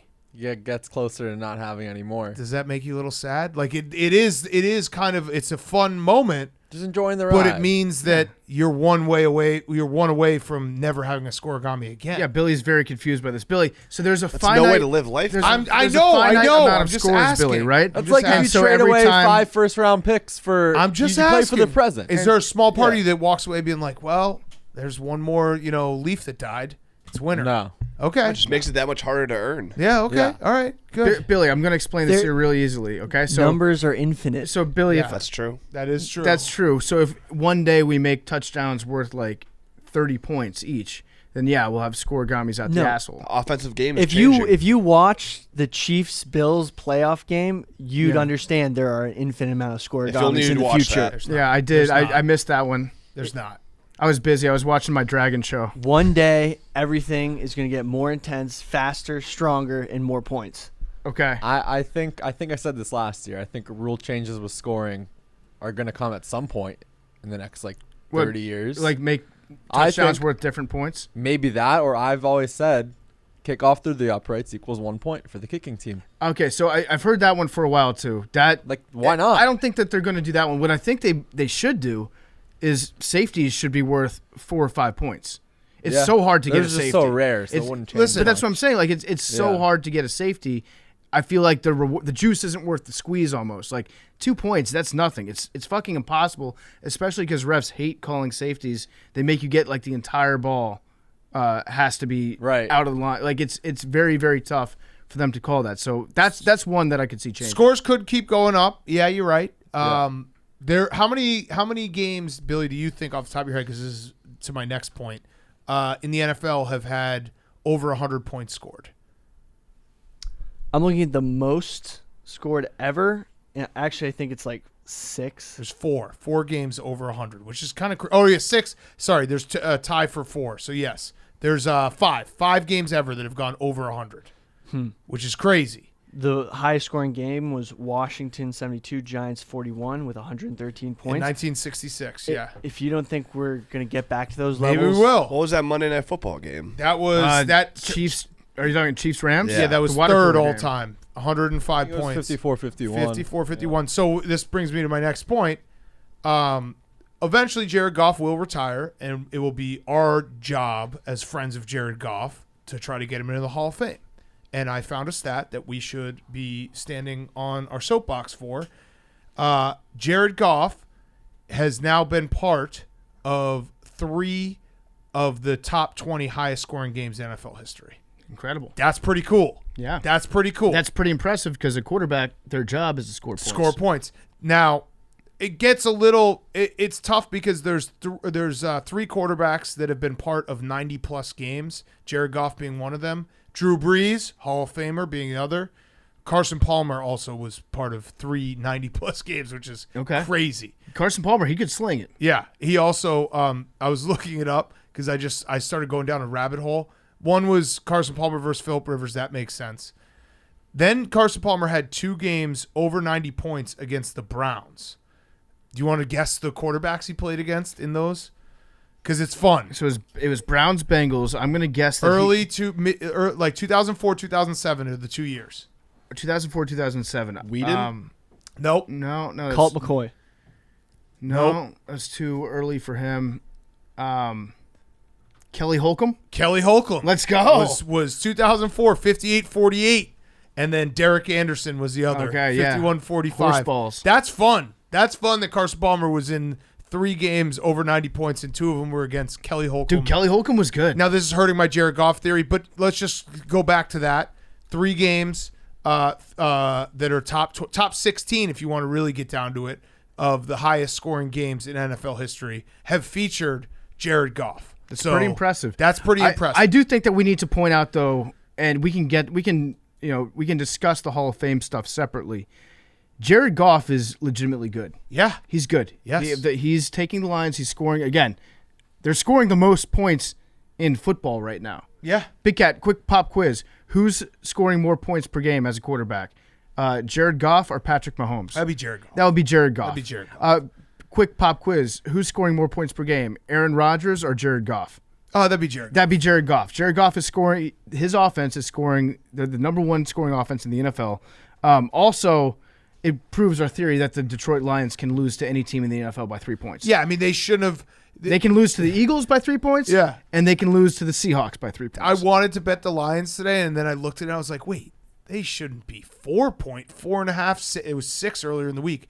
Point favorites against anyone. Yeah. Like their defense is not good, and they just play weird games that always end up in the last minute where you're like, what's going to happen? The Lions, God bless them, have now become like a special part of everyone's Sunday because it's when every of the 1 o'clock games ends, the Lions are still playing, and it's like they're an onside kick away. Yeah, and you know what's awesome is we're going to get to watch this Lions team on Thanksgiving. Yeah. Yes. You're going to have actually my God. something to look forward to. That first game on Thanksgiving has always been like Bang the over. Against the Bills. Oh, I was going to say if it was the Bears, I'd kill myself. That's going to be a lot of points. Okay, that's that's going to be a lot of points. Points of Palooza. That's going to be like a 57-point over. That's going to be awesome. Like That's gonna we be haven't so got awesome. to see that on Thanksgiving that much recently. Yeah, so I've got a hypothetical for you. Okay. When it comes to the Lions, we've established that their offense is good and fun.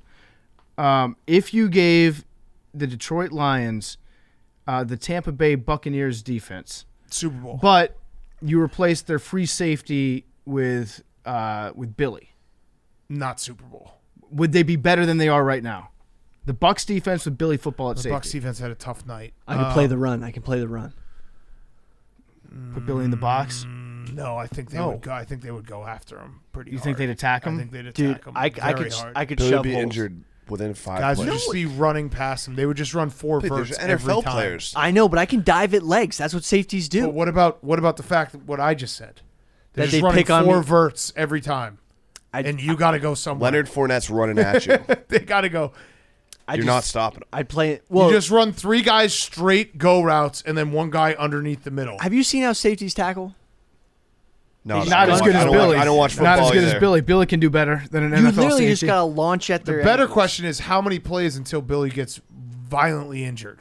3? 5, yeah. No. Yeah, No. I'd say probably the first play. Yeah. No, I think you'd, Billy, you'd you be think non-contact. you'd last? I think I could last at least a half. No. No, Billy, No you I get could last a you would half. get so excited No to be in the way. game that you would have a non-contact injury on the very first play. You'd like push off and go, and then your ACL would be Yeah. like peace. Billy, You also what have about to like start like 40 yards behind because And- you just get like blown the top off. And- every or time. Okay, What- I definitely couldn't cover, but I think I could. you think Leonard Fournette wouldn't injure you?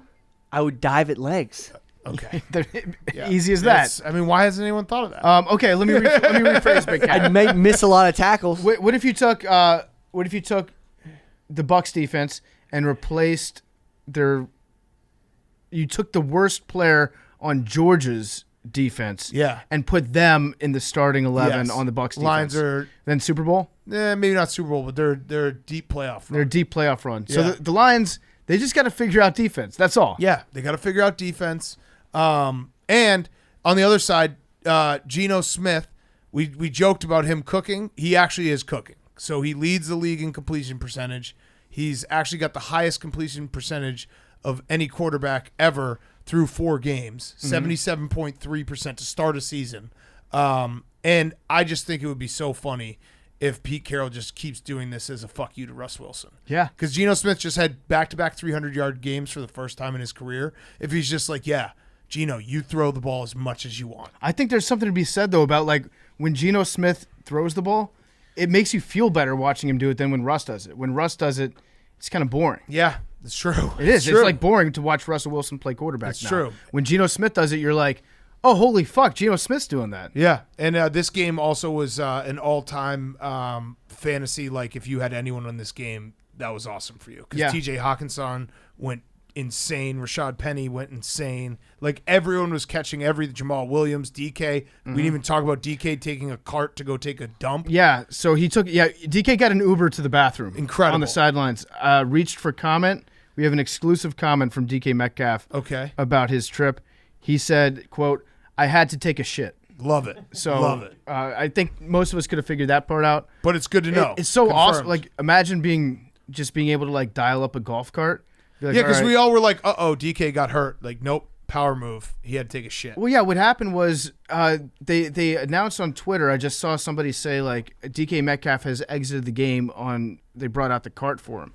And you can go look at the tape. We're in the Gambling Cave. In case DK's wondering, is PFT actually my friend?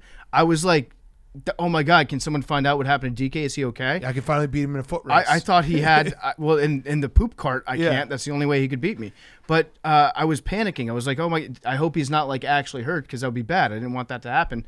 And then you refresh the timeline. It's like, yeah, he's just going to the bathroom on the golf cart. Yeah. So power move by him. But, yeah, everyone filled the stats in this game. It was a very, very fun game. And the Lions are fun. They're officially the funnest team in the NFL. Another fun stat, Detroit's 281 combined points and points allowed are the most by any team in the first games of a season in NFL history. Whoa. They're fun. They're fun. They're a lot of fun. I like, they're not good. Yep. We found that out. They're not good, but they're not good. They're close to being good. They're fun. Hank, who are you going to be rooting for next week? Is it Lions Bucs? No, it's Lions Patriots. Oh, Patriots. Oh. You're going to root for fun, though. Oh, Bailey Zappi versus Jared Goff is going to be probably going to be another 40. It's going to be another score-gobby. Yes. It's up 48-44. It's going to be an electric game. Okay, next up. And Jared's grown up a lot since the initial take, which was correct, but he has grown up. He's a different quarterback. Yeah. What was your initial take? I just said the Patriots were going to beat the Rams in the Super Bowl, and everyone got mad at me. But I was right. Yeah. You were right. Hank was right. Hashtag Hank was right. You've been right about a lot of things. I stepped on the scale the other day. You were right. Chargers, Texans. Chargers 34, Texans 24. Do we really have to talk about this game? Well, I only had one quick note. It was just that the Texans are really bad, but still somehow they almost won the game. Yeah. Well, they were losing for a decent amount of the game. It was like a backdoor 10-point loss. It was 27-7. Well, it's more about the Chargers. Like, they'll just let anyone back in the game because they did it week 1 with the Raiders. They were up on the Chiefs. It was 27-7 with 5:50 left in the third, and then 12 minutes later, it was 27-24. So, like, they'll just let anyone back in the game. I don't know. Like, the Chargers are now having a perfect Chargers season where it was all hype and everyone's injured. Bosa's out for, 2 months? Yeah. Rashawn Slater seems like maybe some deer antler spray because the report is now he might come back, which I don't know how you come back from that injury. What do you have? It's a bicep. I think he tore his bicep. It might not be torn all the way then, yeah. Yeah, so he might be hitting up the deer antler spray. But yeah, this game, the Texans are bad. They're the last winless team. So 8 to 10 weeks for Joey Bosa was what I saw. That seems, just say he's out for the year because he's not. We know Joey Bosa. Yeah. He's going to come back and he's going to get injured in like the first half that he's back. And the end of the Chargers season this year, with the way it's going, is going to essentially be bowl games at the end. Yeah. It's like, what does this matter? Yeah. So I'm out. The Texans, they're a bad football team across the board. Dameon Pierce is good, though. Dameon Pierce, I think he had like an 80-yard run or a 79-yard run, something like that. He ended up with like 170 yards rushing. You always have to have at least one thing to look forward to. Well, they also have just watching Bryce Young and C.J. Stroud every week. Yeah, that's nice. That's really nice. Like if you are this bad and you know there's two really good quarterbacks coming down the pipeline, you're like, okay, yeah, that's fine. We'll be bad. Like just don't fuck it up. Don't somehow win a few games, towards the end where we now are talking about something else. By the way, the Commanders, Texans, you got to start thinking about that too. I think about this every day. The Bears might get back in that race too, which would be very sad. I've almost reached the point where I'm ready to just full on tank. Yeah, I'm like put in Heineke because you know why? At least Heineke's fun. Yeah, he is fun. Watching Carson Wentz is depressing. Yeah, I feel depressed. Taylor Heineke is very fun. Taylor Heineke, you're going to win some crazy games. He's going to do some stupid stuff. He's going to be fun. But yeah, if you're in a position like the Commanders or the Texans have actually done in a weird way, their rebuild correctly. The Texans have they have a shitload of draft picks. Stunk it up. Yeah, and they have a ton of draft picks. And they are really bad. It's very hard to actually tank in the NFL because you usually end up, these guys are pros too, and they'll play to the best of their ability. Yeah, they're all playing for the next job. They'll ruin a tank job. The Texans are doing a phenomenal job tanking. Yeah, they have. So next year they have 2 first-rounders. Yeah, and 2 third-rounders.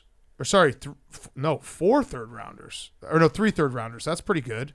And then the following year they have, again, 2 first-rounders. Listen, if the Texans... That's cool. If the Texans are a stock right now, I'm buying a shitload. I'm putting my paycheck into Texan stock. Yeah. Having back-to-back 2 first-rounders that's awesome.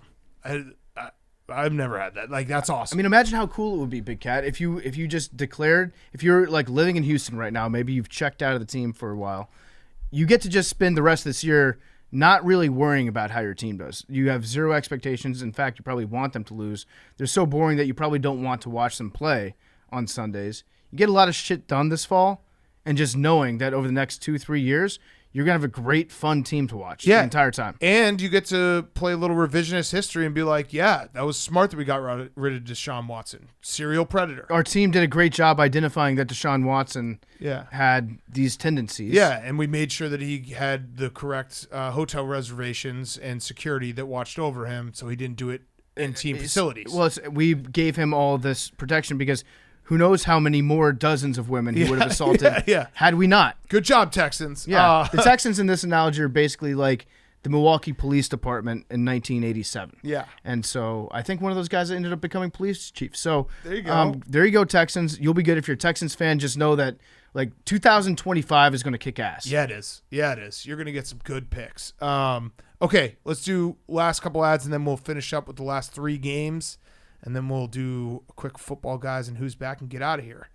Yeah, before we get to the last couple games, I want to talk to you about Proper Number 12 Triple Distilled Irish Whiskey. It's an ultra-smooth blend of fine grain and single malt with hints of vanilla, honey, and toasted wood. Triple distilled, aged 4 years in bourbon barrels until maturation. Their founder, Conor McGregor, and his team searched for a place and people that shared the same passion for Ireland and its whiskey. He founded at the oldest whiskey distillery on the Isle of Ireland. And with his master distiller, he created a unique and special blend. For every bottle sold, a donation is made to support our brave first responders. So go shoot your shot. Order yourself some Proper Number 12 Irish Whiskey. Shoot your shot. Order yourself some Proper Number 12 Irish Whiskey today.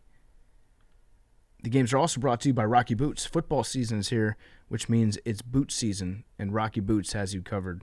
For over 85 years, Rocky has been building the world's most rugged boots and apparel. From the job site to a game to the campfire, Rocky boots and clothing are built tough, and they're so comfortable, you wear them everywhere. I can't wait, actually, to get my hands and my feet, actually, for that matter, on a pair of Rocky boots. My boots, just threw them out last year. I need new boots. Rocky boots, can't wait to get them on my feet, whether you're a working man, you want to be one, or just like comfortable manly boots and clothes. Get yourself some Rockies. Get 25% off your pair today at rockyboots.com with the code Barstool. That's 25% off your pair today at ROCKYBOOTS.com with the promo code Barstool. Okay, we're going to wrap up. Oh, by the way, this is a crazy stat that I just saw. Where'd it go? Oh, Tom Brady's the first player in NFL history to complete 75% of his passes for 350 yards with no interceptions and lose the game by double digits. That's crazy. That's Mahomes. Yeah, that's crazy. And fumbling the opening kickoff, the game was over. Yep. It was over right there. All right. Raiders, Broncos. Raiders have a win. Good job, Raiders. Congrats, Raiders. Got to win. It was a must win, and they did it. They won. They won their must win. Season back on. They actually, which is crazy. I know that the Chiefs now are 3-1, but the Broncos and the Chargers are 2-2. Like you're a couple wins away from being back in this thing. Yeah. Like it's not over. We always overreact, but you can go if you're Josh McDaniels and be like, hey, we're back in this thing. Yeah, the Broncos look bad though. They're very sad to watch. And the good news is we only have them like 6 more times in prime time this year. Yep. That we get to watch them. And I feel bad for Nathaniel Hackett in a way because the mistakes get compounded in prime time when you're the only game that's on TV. So he's gonna be underneath the microscope with his special advisor, and that's gonna be tough. Also, they're in a tough position right now because Javonte Williams is hurt. Yep. He's awesome. He's a good player. Melvin Gordon's Melvin not awesome Gordon anymore. is their only real option at running back, and he fumbles the ball every time he touches it. All the time. So he's got like real bad fumble issues. I think he's had, I'm just doing this off the top of my head, like 3 or 4 fumble sixes in the last 10 games. Yep. For whatever reason, whenever he fumbles the ball, it always gets returned for a touchdown. Shout out Garrett Bull, offensive lineman for the Broncos, making sure that he shows up on tape, giving maximum effort. Yeah, he dove. It was comical how late he dove. He dove across the goal line, Yeah. about like a full second after the Raiders player had crossed it, and then he also did the thing where he like landed on his knees to like protect himself. Yeah. So he wasn't really trying to make the tackle, but like they're gonna watch in the film room. They're gonna have a good laugh, And the coach is going to be like, we appreciate the hustle. Yes. He, in his mind, for the first like 20 yards, he thought he was Ben Watson. Yes. Corner flagging Champ Bailey. Yeah. And then he gets dusted by like 30 yards to the end zone. Yes. So, the Broncos, like the first half, they actually looked good offensively, and then they just stunk. They totally stunk in the second half. Josh Jacobs, by the way, is also, I think he's officially a Bronco killer. Every time he plays them, he just rips off crazy runs and touchdowns. So that was like he had 144 and 2 touchdowns today. I think he's got 3 multi-touchdown games against them. So it always sucks when you have one guy who's like, yeah, that guy kills us and there's nothing we can do about it. Yeah. And you thought the Broncos defense going in was going to is their strength. And yeah, they don't look good. They haven't put together one full game where you're like, oh yeah, the Broncos look good. No, they definitely don't look like a team that was a quarterback away. No. And maybe the quarterback hasn't helped them. They do get to play the Colts on Thursday night, which I was thinking about it too. We talked at length about Matt Ryan, and it really sucks for Matt Ryan. Not just the fact that he's getting violently assaulted every single Sunday, but the fact that 28-3 will just never escape him. Even so, they had a graphic. This is the never escape bowl. What? Matt Ryan versus Russell Wilson. True, Yeah. true. You're going to just relish in this because they'll show highlights of both. It's going to be great. But yeah, they did a promo for Thursday Night Football, and Russell Wilson was in it, and you'd think it'd be Matt Ryan. They did Jonathan Taylor instead. Jonathan Taylor, he's 28. Russell Wilson's 3. Oh, okay. And they had it lined up exactly like That's that. fucked up. And it's just like he's going to have to live with that, the little subtle shit, forever. Even remember the didn't his like a ball he threw or something go into the hall? It was the ball number like 283. Yeah. He started a trend when JMU came back against Appalachian State the other weekend when that was 28-3. He's just always gonna. It's like just 28-3. It's the number 23, the movie with Jim Carrey, except his is Yeah. And much it's just going to worse, happen. actually. It's going to happen every few years, and you're going to be like, oh, Matt Ryan. Not he won an MVP and made hundreds of $1 million and was a really good a top 5 quarterback for a few years there. No. 28-3. Would you trade positions with Matt Ryan right now? Yes, because the money. The money? Yeah. Does the money, but every person that you meet, it's got to be so weird for him because he knows when they look at you, Yeah. somewhere in their head, they're thinking 28-3. No, they're thinking in their head like, I really want to ask him like, so dude, like, how bad did that suck? Yeah. And he's going to be like, yeah, it sucked. And that's like everybody that you meet for the rest of your And life. it's no one, like, unfortunately for him, Dan Quinn doesn't really own it. Kyle Shanahan a little bit. You know, Julio Jones doesn't own it. None of these guys. It's Matt Ryan. He owns it. And it's brutal for him. Brutal. 28-3. In every football game that is 28-3, unless it's the fourth quarter, they're going to bring it up and they're going to say, of course. Well, you know what happened? 28-3. You know what happened? Matt Ryan. How much money has he made? Because I'm thinking to myself, I might not trade places with him. So much money. 163. All right, hold on. I'm getting it right now. All right, Matt Ryan. Would I trade places with Matt Ryan? Okay, I think the number will shock you, and it will definitely Jake be... has it. Yeah, you would. How much is it, Jake? Oh, that was, you would. That was All right, saucy. guess. Do your guess. Do your guesses. 163. I think it's $223 million. Nope. Higher. $283 million. Higher. Holy What? fuck. Not much higher. I'm going 400. 291. $291 million? Not even 300. And though. if you Wait, before taxes, though. Yeah. After Yeah. next season, it'll be 320. 320. I would trade I would take the 28. I like my life. Yeah, I would take the 28-3 jokes. I like my life. That is so much money. But you know that everyone thinks that when they look at you. 2 years of podcasting. It's true. Yeah, I'll just... dude, Just do episodes 5 days a week. think let's just do a Thursday show. Yeah, fuck it. Game check. I need to get a new coach at Wisconsin, so we might have to. There we go. Just start funneling the money. Okay. Yeah, so the Raiders are back. The Broncos look terrible. The Raiders, this is going to be an all-time hype. Like, if the Raiders can beat the Chiefs on Monday Night Football, watch out. Is it in Arrowhead? I think so. Watch out. Did you guys see That's going to be great for, like, just everyone being like, watch out for the Raiders. Garrett I'm rooting Bowles' for that. tackle attempt on, Yeah, on the run back? Oh, yeah. The lineman, yes. Yeah. We talked about that. Jake. Oh, That's okay. I was looking up. Yeah, you were doing. Yeah, you were looking. It's okay. These are long shows. Yeah, my bad. You're good. It's that couch. Yeah, it's that couch. No, If your name was Billy, we'd kill you for this. But Yeah. you're Jake. No, it's up. Billy loves it when Jake fucks Yeah, up. he gets He's such a like, hell big yeah. smile. He's like, this rules. Yeah, at Chiefs Monday Night Football. Okay, yeah, they're not winning that game. No, but if they do, watch out for the Raiders. Like, I just want to get the watch out for the Raiders going.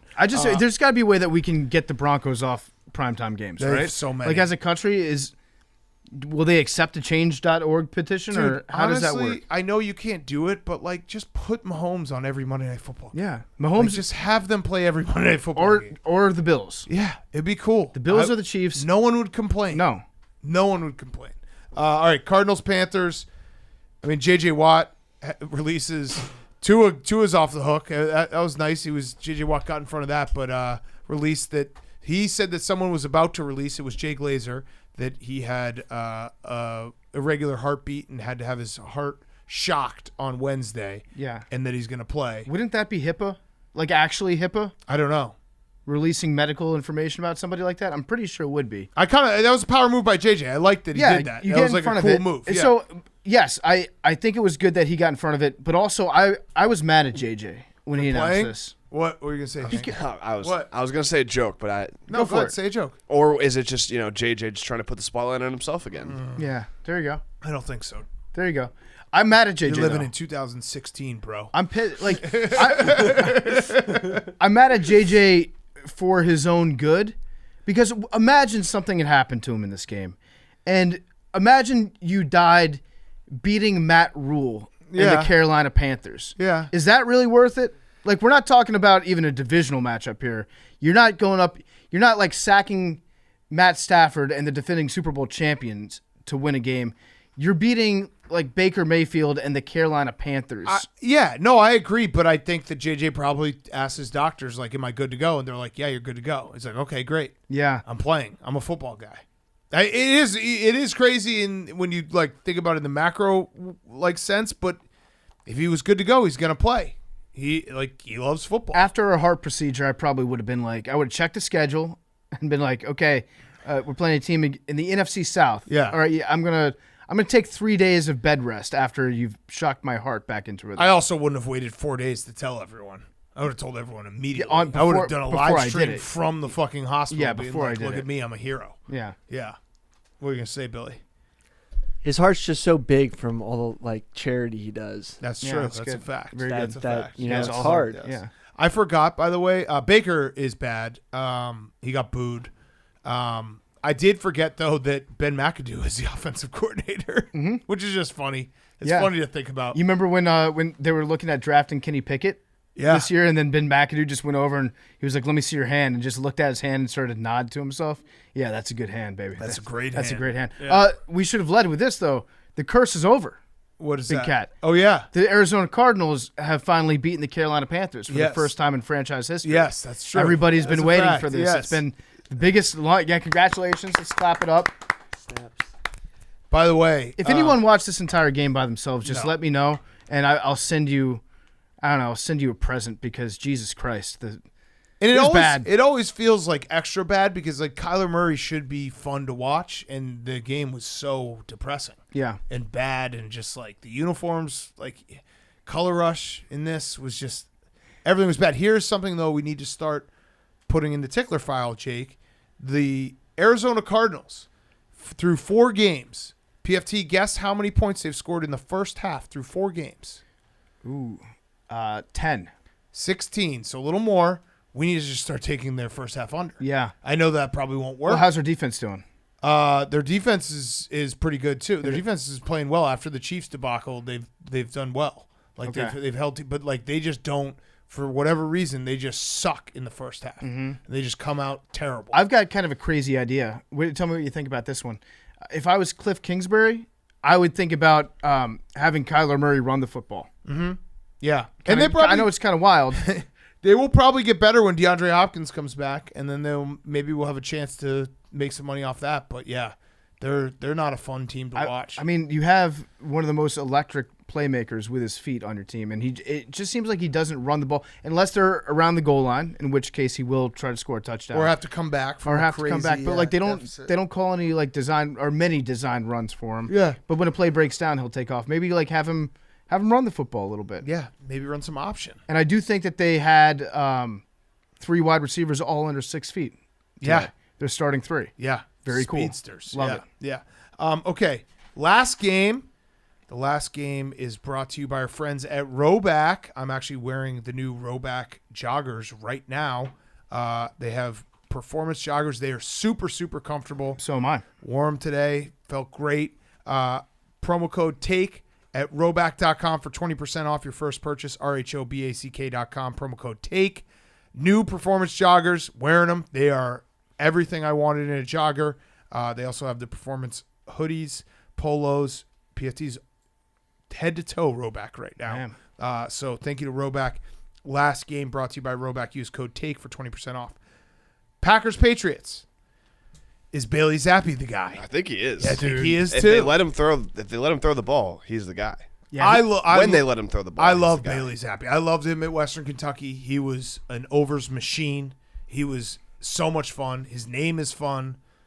Everything about him is fun. He does not know how to play under center, which you could watch where he would just sprint as hard as he could to hand the ball off. That's exciting, though. But that's yeah, like that getting is. an athletic freak in the NBA draft that's an 18-year-old. It's like he can't shoot or like do stuff, but he's so athletic. You can teach him that. Yeah, that's the stuff you can teach. He extends so much effort. It looks like it takes the entire world for him to be able to get the ball to a running back who's running like off tackle. He tries so hard to get back there, but when he throws it, he is fun. I think he has the most touchdowns in a season in college football history, 62, right? Yeah. So and the most yards in a season. Yeah. So it's one of those moments that like you get to be like a little bit of hipster for the people who don't watch college football, the NFL fans who like just like college football sucks because they're like, who's Bailey Zappi? Bailey Zappi's electric. Like he was electric at Western Kentucky. The story went re-viral of he played at Houston Baptist to start his college career. And one of the retaining walls on the stadium was literally a CVS. So it was like a CVS was like you literally could just like in a parking lot, and then that was their stadium. So that's where he played for the start of his career. Went to Western Kentucky. Obviously, football has changed a lot in the last 25 years, but Tom Brady's entire career at Michigan, he had 4,773 yards and 30 TDs. Bailey Zappi's last year at Western Kentucky, only year at Western Kentucky, 5,967 yards, 62 TDs. I mean, he had a crazy season. I think Joe Burrow had 60, right? In his big season. Yeah, insane season. And his name is so much fun to say. It is. Don't worry, be zappy. Yeah. There's a ton of get zappy zapped. puns. Yeah. Get zapped out there. Yeah. I like that. So Hank, where do you stand in terms of looking at Bailey Zappi versus looking at Mac Jones and being like, which guy? Kind of look alike, too. They do look a lot alike, and I'm not, you got to see how they play. Bailey Zappi, similar to Kenny Pickett and Mitch Trubisky, like, Mitch didn't do anything wrong. Mac Jones hasn't done anything wrong, but there was a spark and an energy when Bailey Zappi was playing today. They played well. They came back. They were in the game. The offensive play calling, they were just running the ball on first and second down. At the end of the game and in overtime, they didn't even give him a chance to win the game, which I think he could have. But I had a different energy. Maybe it was just because it was unexpected. You were expecting a Brian Hoyer, snooze fest, and you got a Bailey Zappi energy, but I was more excited today watching that game than pretty much any of the other games. That did piss me off at the end of the game when Belichick it seemed like he wasn't trying to win at all. No. With his play calling. Yeah. On not just the fourth downs where he called it kind of chicken shit, but also just like the play calling. He didn't trust Bailey Zappi, even though Zappi had a couple nice throws out there. Yeah. Running it on first and second down when everyone knows you're going to run it, and then everyone knows you're going to pass on third down. Like, I knew that was coming. Yeah. That also was such a classic, like why the NFL is the NFL and the best league. The Patriots were on Brian Hoyer, who hadn't started a game in like 3 years, 0-11 in his last 11 starts. They go to Bailey Zappi, and they almost win the game. Like, no one thought they were going to win the game. They almost won the game. And Aaron Rodgers also threw his 500th TD pass, whatever.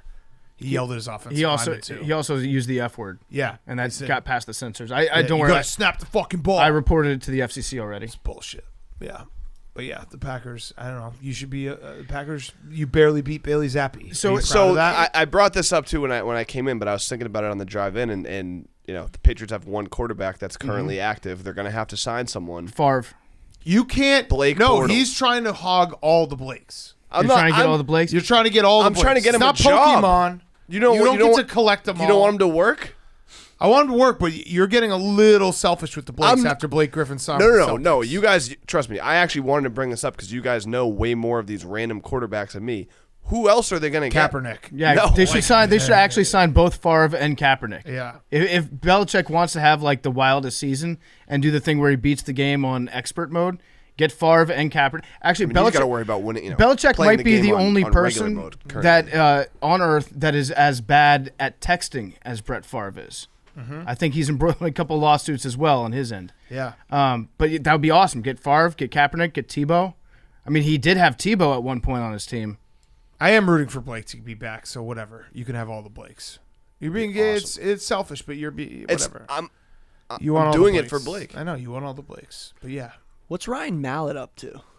Ryan Mallett, Matt Castle. That's what I was running through the list in my head. I was like, I really don't know. It'd guys probably be someone random, but I feel like Blake, this is the perfect opportunity for him. Yeah, what players? Kyle Sloter. You need a veteran. Get Sloter on. You need a the veteran team. with experience. He went to the AFC Championship.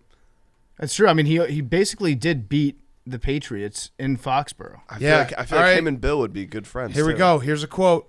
He runs well. He's a big, strong kid. He's hard to bring down. He can extend plays, just similar to the quarterbacks that we've seen really the last 3 weeks, not counting the Giants game, but we've seen 3 weeks in a row plays that have the type of skill, and yeah, he's definitely in that category. That is Bill Belichick on Blake Bortles. So he Sign loves Blake. him. He loves him. I think Blake We could actually do Blake of the Year in Boston next year. Blake actually has probably several options right now that are bubbling up. Mm-hmm. We've seen some of the quarterback play around the league. Yeah, that's I think the Broncos are probably considering getting him back in the room. Okay, you can have Blake. Thank you. It was weird He's getting seeing all the Blakes. He's getting all the Blakes. Were the Patriots the only team that were wearing like the other country's flags on their jackets? I didn't see that. Like Belichick had a Croatian flag. Oh. And then Patricia was coaching with the Italian flag on his jacket. That's cool. Because it's like the international week because they had the game over in England. Yeah. And so it was just weird seeing. And then Steve Belichick was doing the mouth thing and also had the Croatian thing. Yeah. Just weird. Speaking of which, Belichick freaked out on the ref. That was always great to see. He was breaking headsets, flipping all the way out.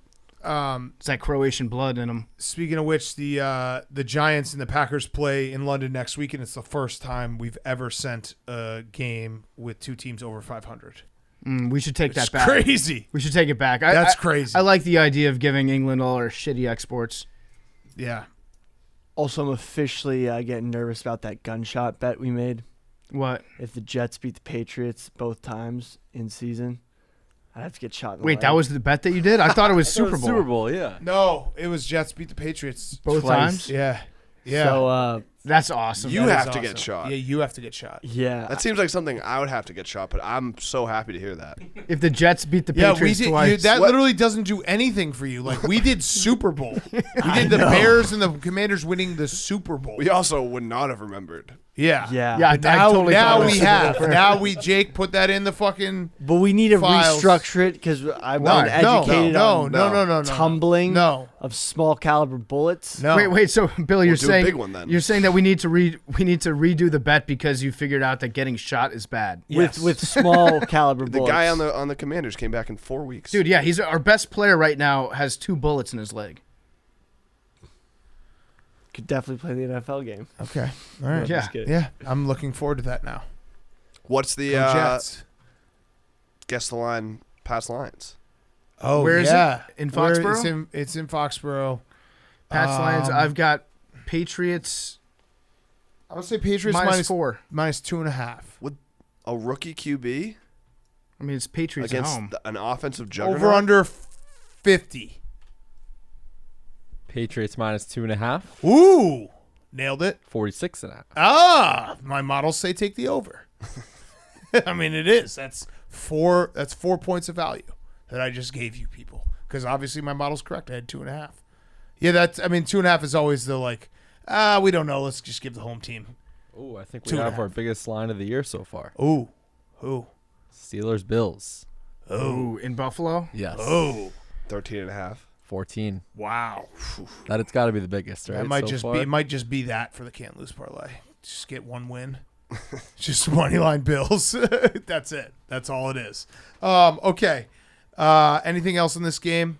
The Packers didn't look good. Aaron Rodgers looked bad for the first half. Then he looked awesome. I hate his haircut. His new haircut looks greasy. And at the end, I was hoping he was going to throw a Hail Mary right in Hank's face just so he could feel my pain for a second. I was just like, I had my camera out. I was like, it's going to happen. I just think that Belichick lost this game for the Patriots. Yeah. I think Their offensive play calling has been bad. Yeah, it's the been really Dolphins bad. game they could have won. Bad Well, it play turns calling out at the that end. when you have Joe the Judge and Packers Matt game Patricia, they could have won. Yeah. Bad play calling at the end. Yeah. But I don't know Who if could it have was seen this coming? I don't know if it was the play calling or if it was just the overall strategic decision making of when to go for it and when to punt. Yeah. Well, no, it's like conservative play, and that's where it's like I feel like an idiot because I only watch football. I don't even watch film or like read shit. I'm just like watching the games, and it's like Do something. don't run it on first and second down every time. Yeah.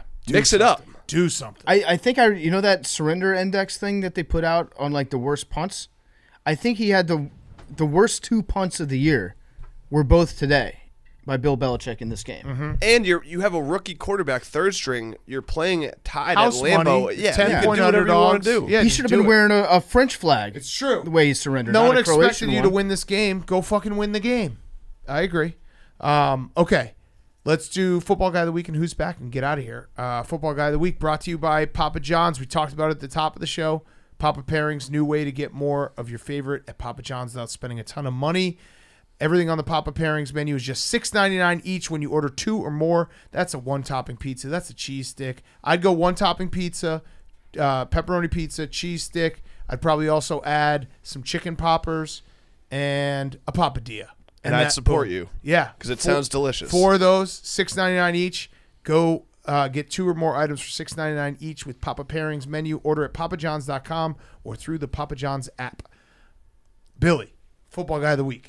Starting off with our week 4 winner, Ken Dorsey. You remember he was smashing the iPad. He How could won. we forget? It's disgusting. He's gonna stick with him That was for the rest last of his week? career. Absolutely Yeah, that was disgusting. last week. Wow. Josh Allen had a comment on it. Show me someone who's okay with losing, and I'll show you a loser. Facts. And I was like, that's a badass quote. Also, Josh Allen, I don't know if you guys saw, he trolled Bryson. They had a Yep. rope after the game, Yep. and he did like a little. It was awesome. Great. Speaking of Bryson, he put out a massive statement today. I thought he died. That's how long this statement was that he put out on Instagram. I thought he was saying like it was his team being like, "We regret to inform you that Bryson was killed in a rollover wreck earlier today." No, he was actually just saying like This has been a tough year. I'm glad that I've got all my fans. Respect my fans. I came in second place in a long drive competition today. Credit to the guy that beat me. Let's go next year. Okay, Team Bryson. Nice. He is the biggest goof ever, but He made a impressive video that he came in second in that competition. Who beat him? Probably a some professional guy. long driver. Yeah. Yeah, no, those guys don't like. It's a separate thing. They don't even like golf. They Yeah. just hit bombs. Yeah. But yeah, Bryson made a video mocking the rope thing, but it was like a week and a half too late. It was a funny video, but it was just like, dude, you got to make this video the next day. Okay, Billy. Our first nominee is obviously J.J. Watt. Yep. Playing after having some sort of heart problem. That's huge. Our second, I think that's going to be the overall winner. Everyone was going nuts about this one. Number 2 is Joe Burrow. When he was asked about his new helmets that he was playing Thursday Night Football in, the white Bengal ones, he said, I'd play in trash bags. I don't really care what we wear out there. Facts. Classic. Number 3, this one is, I don't think a lot of people's heard about this, but it turns out Terry Bradshaw had been battling cancer for the past year, and he didn't tell anybody. And he beat it and told everyone on today's. I love that. Yeah, I mean, football guy. I mean, Yeah. Terry's one of Big those time. guys who's like staple of football. Terry is football. Yeah. Yeah, so absolutely. to hear that this guy just, beat, he's currently cancer-free, but just has been battling for the past year and still, showing up, doing shows and bringing, Love it. entertaining America. Like, Beast. that's a football guy. Yes. That's the OG Do you think TV. J.J. Watt's going to beat cancer? Well, he'd probably tell people about it. No, I'm saying like you think J.J. Watt's heart thing is going to beat beating cancer. I mean, maybe. Well, It's tough. I had to bring. I don't know how you weigh that against Yeah. each other. Like, heart disease is the number 1 killer of Americans, probably. Cancer's probably number 2. Yeah. I mean, I had to bring somebody to beat Watt because everyone's being like football guy. Yeah. But and then number 4, Trevor Lawrence did an interview in full pads with his helmet right off the practice field. Football guy. Okay. Yeah.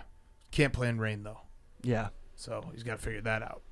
Okay. Those are football guys of the week. Check out the blog. Vote. We will send J.J. Watt a ball with a nail in if it. he wins, but first we're sending it to Ken Dorsey. Hopefully. Okay. I think Josh might foster a little bit of that. Okay, nice, Hopefully. nice, good. Good job, Billy. Let's finish up. Who's back? Do we want to condone Ken Dorsey's behavior, though? No, it's disgusting. I'm still very. He'll never get a job in the NFL. I'm broken because up of by it. Yeah. Like, He's not a psychopath. why did he show? Why did he show that much emotion and passion? If It's you- kind of disturbing. Because he doesn't like losing. Yeah, I don't Yeah. know. Rubbed me the wrong way, and a lot of the youngsters at home too. Yeah. He goes for an interview for head coach. Someone's going to bring that up. Oh and my be God! like, wow. I don't want him. You? Like Ron Rivera, get out of town. But like, Yeah. if You it's got angry? if it's between Ron Rivera or a guy that actually cares about his team losing, Yep. I'm sorry, I got to go with Ron. Nick Saban would never show that type of emotion. No, disgusting. Okay. Hank, who's back of the week? We kind of talked about it earlier, but Blake Griffin, Yeah. Blake of the year, he's back. He signed a 1-year deal with the Celtics. Yeah. 2 games away from winning a championship last year. Obviously, the locker room is in a lot of turmoil. You need someone, you need a figure to come in and just set everything right and do what you need to do to push your team over the top. It's Blake Griffin. Yeah. And the merch you put up is incredible. It's Blake of the year. He looks like Lucky the Leprechaun. Yeah. It says I was 3X mad. Blake I of was the a year. little mad. Does he respect Lucky? Yeah. Oh, he DM'd me on Instagram. He was like, I need one of those stat. Yeah. Awesome. Done. Check him out, PMT store. Use promo code Jake. Use promo code Jake, 0% off. It's just great. I've been happy about it all weekend. Yeah. Yeah. It is nice. Celtics pretty young team, right? Sure. So Blake is veteran leadership. Yeah. Al Horford, kind of like young a guy. father figure. No, they are a young team. Yeah. What does that mean, Billy? They need leadership after Ime. My other who's back. Yeah. I have 2. Oh. Chili.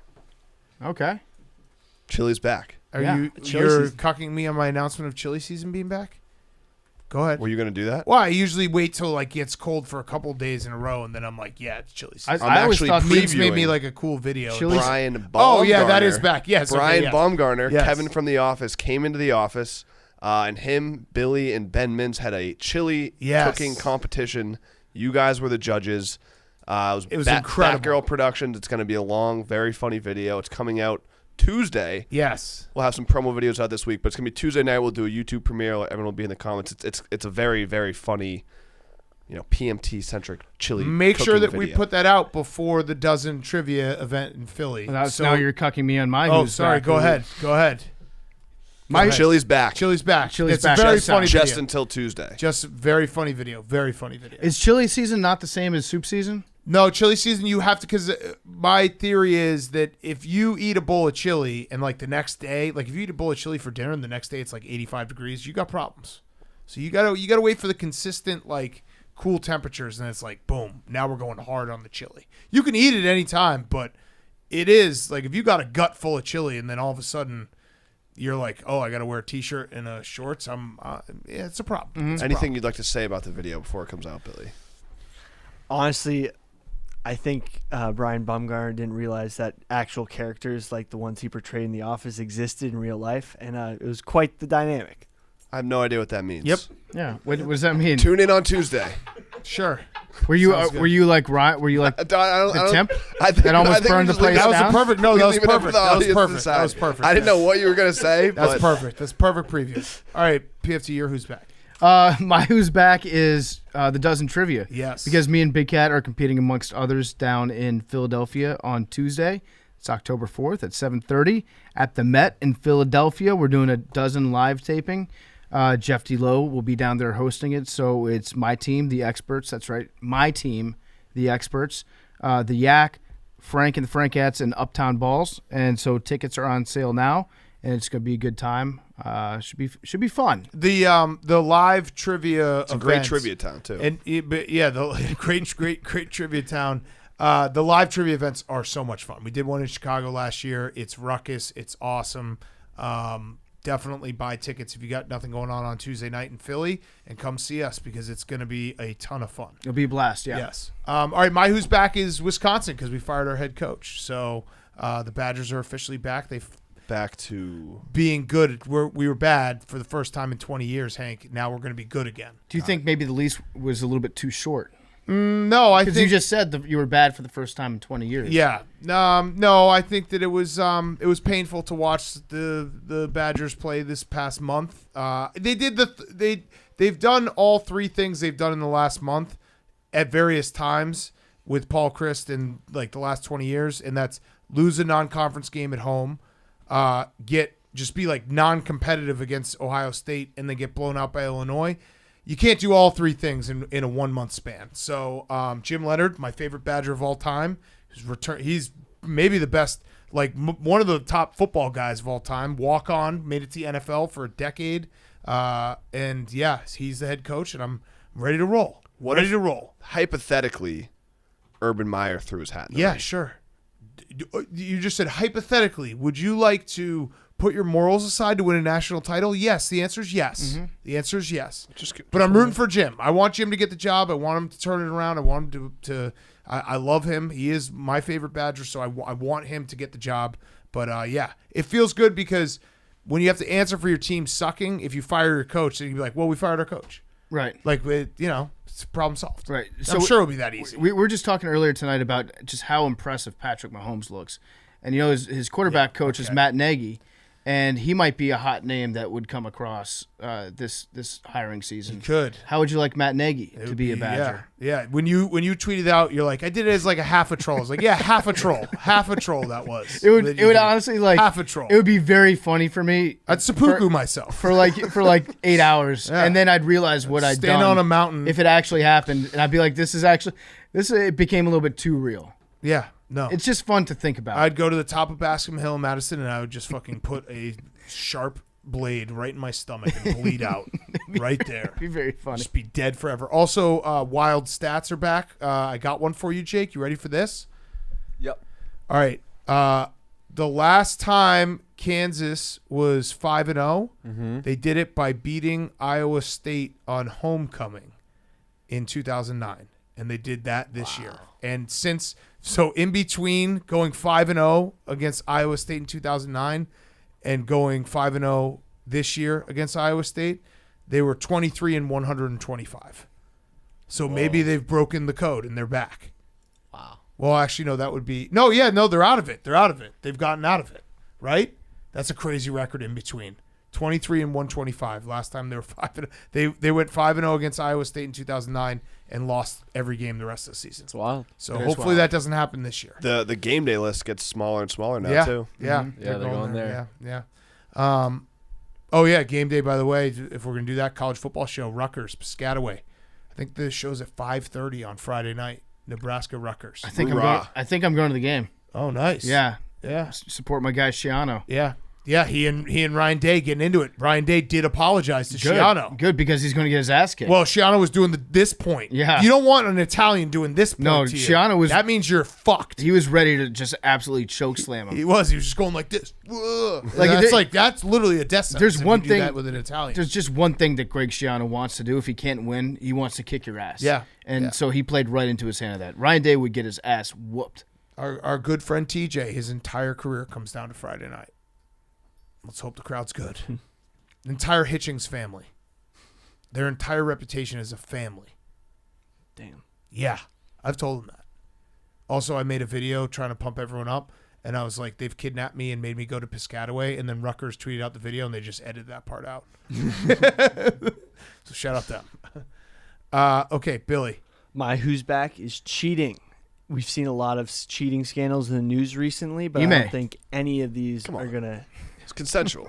No, I'm talking Was about... it? No, but it's still cheating. No, you know? cheating in games, cheating in tournament, like chess. There's a chess cheating scandal. There was Yeah. recently a poker cheating scandal Anal that is too beads. complicated for me to explain. Yeah. I don't really understand it. Yeah, but the poker shit's hard to follow if you don't know poker. like I I get tried. it. Oh, yeah, I But- tried to I was watch like- the video, and I was like, I'm out. I figured What the fuck's going on? I figured it out. If you get really good at poker and then somebody who's worse than you beats you by being stupid, you just say that they cheated. Yeah, That's how the poker thing works. but then whatever. Yeah, She gave the money back. It was like a poker douchebag type thing. Yep. Anyway, this one is even more serious. This is about cheating in a fishing tournament. Yes. Last week, I think late in the week, there was serious allegations made and evidence found in a walleye fishing tournament in Ohio.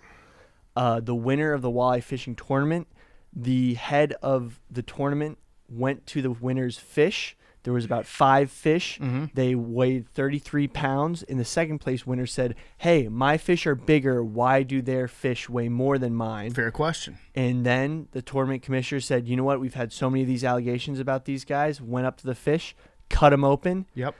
Weights spilt out. Yeah, there was fishing weights in there. Lead weights. Like 3-4 pound weights inside these fish. Wrapped in fillets. Yeah. And if yeah. you saw the video, which is a very intense video, they slice open these guys' fish, and these guys are caught dead to rights. They're just silent, standing there as a guy just is yelling at them for cheating. Their faces turn red. Yeah, and then a huge mob forms. Apparently, these guys in the past year have won over $300,000 in fishing boats and cash prizes in different walleye tournaments across the Midwest.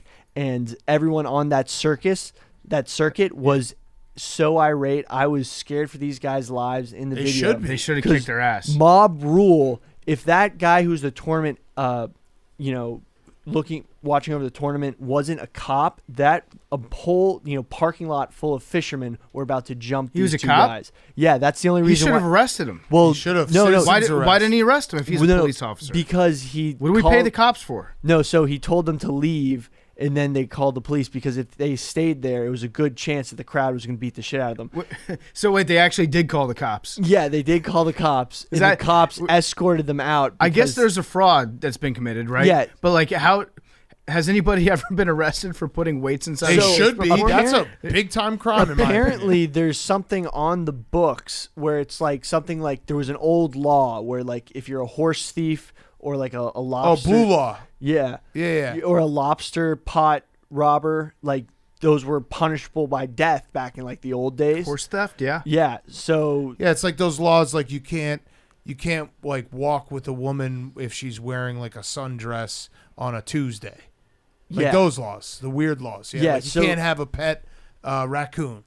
yeah, or like cattle. I think that's a thieving. good law. Yeah, that the raccoon well, one. Billy would disagree. Billy would disagree. Yeah, but anyway, these guys were about to get their shit rocked, and so the whole fishing Twitter, fishing Reddit, fishing has just been exposing these guys, and they're two guys. I'm not going to dox their names because they've been Well, they cheated at Drag- fishing. scumbags. they've been dragged dude. through the mud a lot. Well, they should be. Yeah. But these guys, What are their names? I'll give their last names: Runyon Well, and no, Kaminsky. give us their first names. I don't give up. Thanks for not doxing them. Last names. But they basically have been stuffing. What are their weights- first names? Okay, let me find the exact name. That's how we can judge who they are. Jake Runyon and Chase Kaminsky. Yeah, they're cheating. Chase. They What a cheated. It's a Yeah, Chase move. It's also Jake's are big time cheaters. This is disgusting. Disavow. yeah. disgusting. Is name. that all Jake's? Yep. You can change your name? Maybe. What's your real name?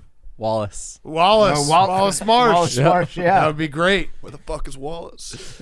No, but so it turns out what these guys were doing was wrapping the weights in bought walleye fillets. Yeah. And shoving it down their mouth. Which is also forcing the fish to do cannibalism. yeah, and at the also same time. killing the fish, which the fish are supposed to, in a lot of tournaments, the fish have to be alive when you bring them to the scales. But turns out these guys have been winning tons of tournaments. And in fishing is like, you can be a very good fisherman, but because it's so random, like what fish is swimming by your boat at that Right. exact moment, there tends to be a lot of parity.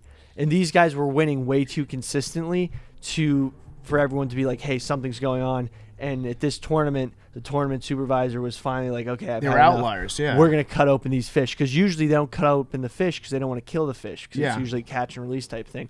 But fishing, Reddit, fishing, like all the fishing message boards. Fishing 4chan? How is Yeah. 8chan going? They're going nuts. And they're making, and the memes are hilarious. They Yeah, like the have memes are strong. photoshopped their winning fishes where they're holding up fishes and just put up weights. Yeah, so I did a little bit of reading on your blog, Billy, and one of the lines was that they were suspected of cheating before because one of the guys had failed the post-tournament polygraph that was administered last year. Which is apparently like a norm of It's fishing very tournaments. normal. Like I love after a it. fishing tournament, they have all the team members take polygraph tests. I love it. to Yeah. make sure that they're not lying. Like I kind of love fishing tournaments. I Yeah. think. I'm in. No, I mean, these guys are sober fishermen.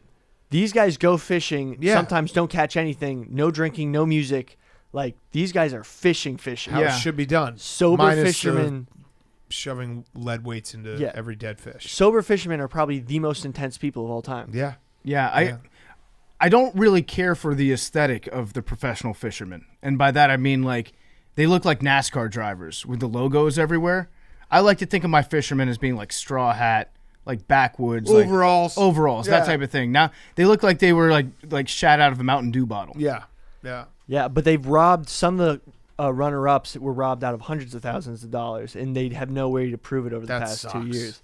So, Justice. Yeah. All right. Do the right thing, Jake and Chase. Chase. Yeah. Give the money back. Give the boat back. Give it all back. well, I think they're getting federal fraud. oh, good. Let's go. Yeah, lock go to them jail. up. Lock throw them up. Throw away the Yeah. key. Good. Who's back, Billy? Stop the steal. That They need to was- just do one like court case with the chess guys, Yeah. the Put 'em poker on- people, poker, and yeah. this Put 'em guy. It's all just in there. one giant Yeah. ruling. Yep. Yeah. Billy Have broke this have story. Billy McFarland be the judge. Billy broke the story. Yeah, I know. Mark he was Cuban was in popping. the quote tweets. Oh no, Like, Billy was good going job, Billy. viral, big time viral. Big J Billy. Yeah, Chase the story when I can.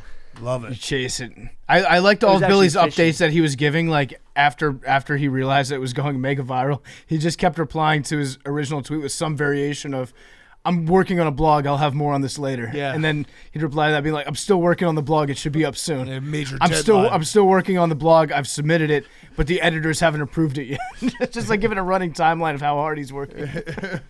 It was a Smart. Saturday. Yeah, It was a good Saturday. job, Billy. Yeah. Good job. I could be entertaining clients. You could have been. Could have. All right, Jake, finish us off. My who's back is West Coast baseball. We have some playoff droughts that were snapped Yeah, over the the weekend. Mariners. The Fuck Mariners in for the first time since 2001. My World Series Cool pick. walk-off homer. My favorite city. The Padres are in for the first time in a full season since 2006. Very cool. So the field is shaping up. We'll start this weekend. We have a few more games this week. What about the Mets? The Mets Another loss. got swept by the Braves. The magic number is 1. Another So loss. Oh no. unless the Mets And they're pull gonna lose to something Grom off, too.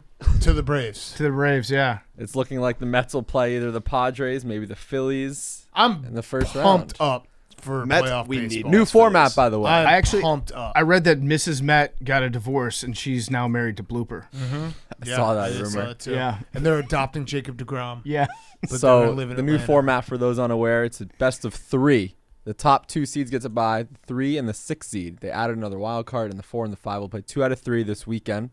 Okay. Friday, Do they Saturday, fly Sunday. back? No, it's 3 games at the higher seed. Oh, love Friday, that. Saturday, Sunday. Just a series. Yep. And then the top 2 seeds in each league will get a So bye. when does the DS? If you were like a traditionalist, when does the official playoffs start? Well, I think the 3 playoffs game start Friday. series Yeah, is no. I'm just saying when The does one the game DS wild start? card shit was Yeah. When does the DS start? baloney. DS starts next Tuesday. Monday's Okay. an off day. So Tuesday, October 11th. The Yankees, Astros, and Dodgers have already Judge is clinched. definitely going to finish at 61. It's He's got hilarious. 4 games in Texas. I'm actually gotten to the point now where This I'm week. mad that I did the bet because I like want to revel in the fact them cutting in to every college football game. Oh, people was are driving. mad Well, over yeah, that. it's Yeah. fucking bullshit. Because if you're a Yankees fan, you're probably watching the Yankees game Right. already. Like, who And cares? it's for 6th place. It's for the American League record. And they were saying, like, someone tweeted, and I completely agree with it. Like, we need to, when the World Series comes, we need to cut in like Louisville and UCF every time they're in the red zone on a Thursday night. And by the way, Like, watch this, bitch. I've done the math on it. Turns out Aaron Judge, if he was playing in any other stadium besides Yankee Stadium, he would have 2 fewer home runs. Damn. So really, kind of a Mickey Mouse 6th place that he's at right now. Jake, the Blue Jays, are they going to Yes. get home games?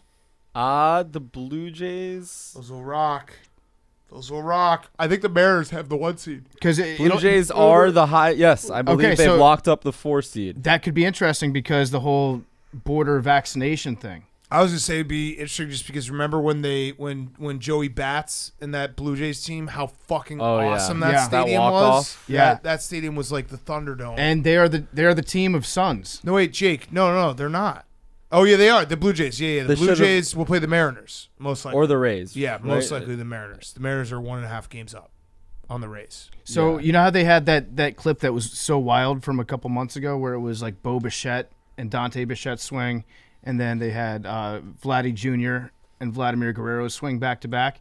I want somebody to include, is his name Cavan Biggio?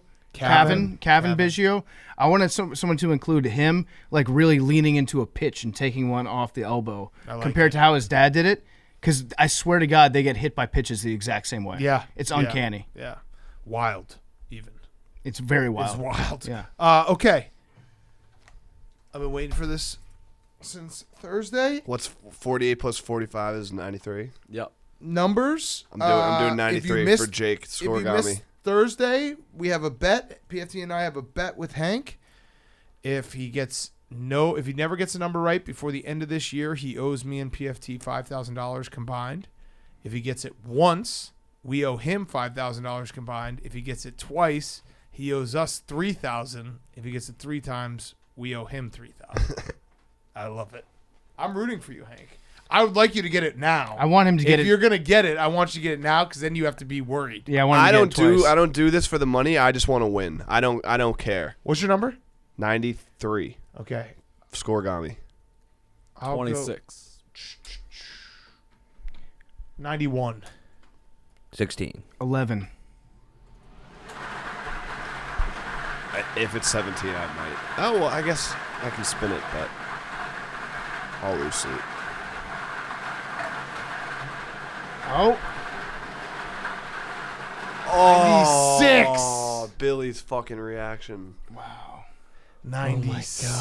Hank, you were so close. You were sold so that so close, hard. I Hank. thought it was 69 too.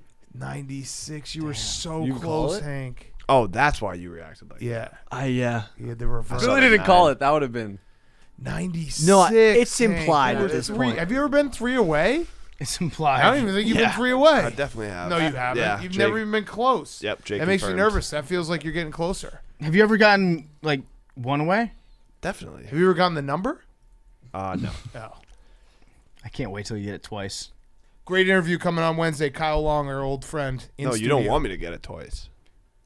Oh yeah, We we do. do want you to get it twice. If you get it once, then we owe you money. If you get it twice, Twice, you you owe owe us us. money. Fuck. So if you get it once, then the pressure's on us, but it also is kind of on you to not get it right. I want to see what Hank's strategy is going to be like to not get it.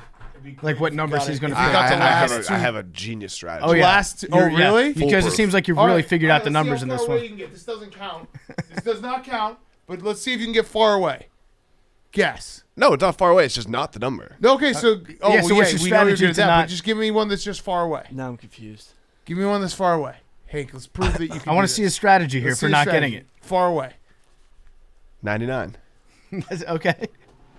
This does not count. What if he gets it?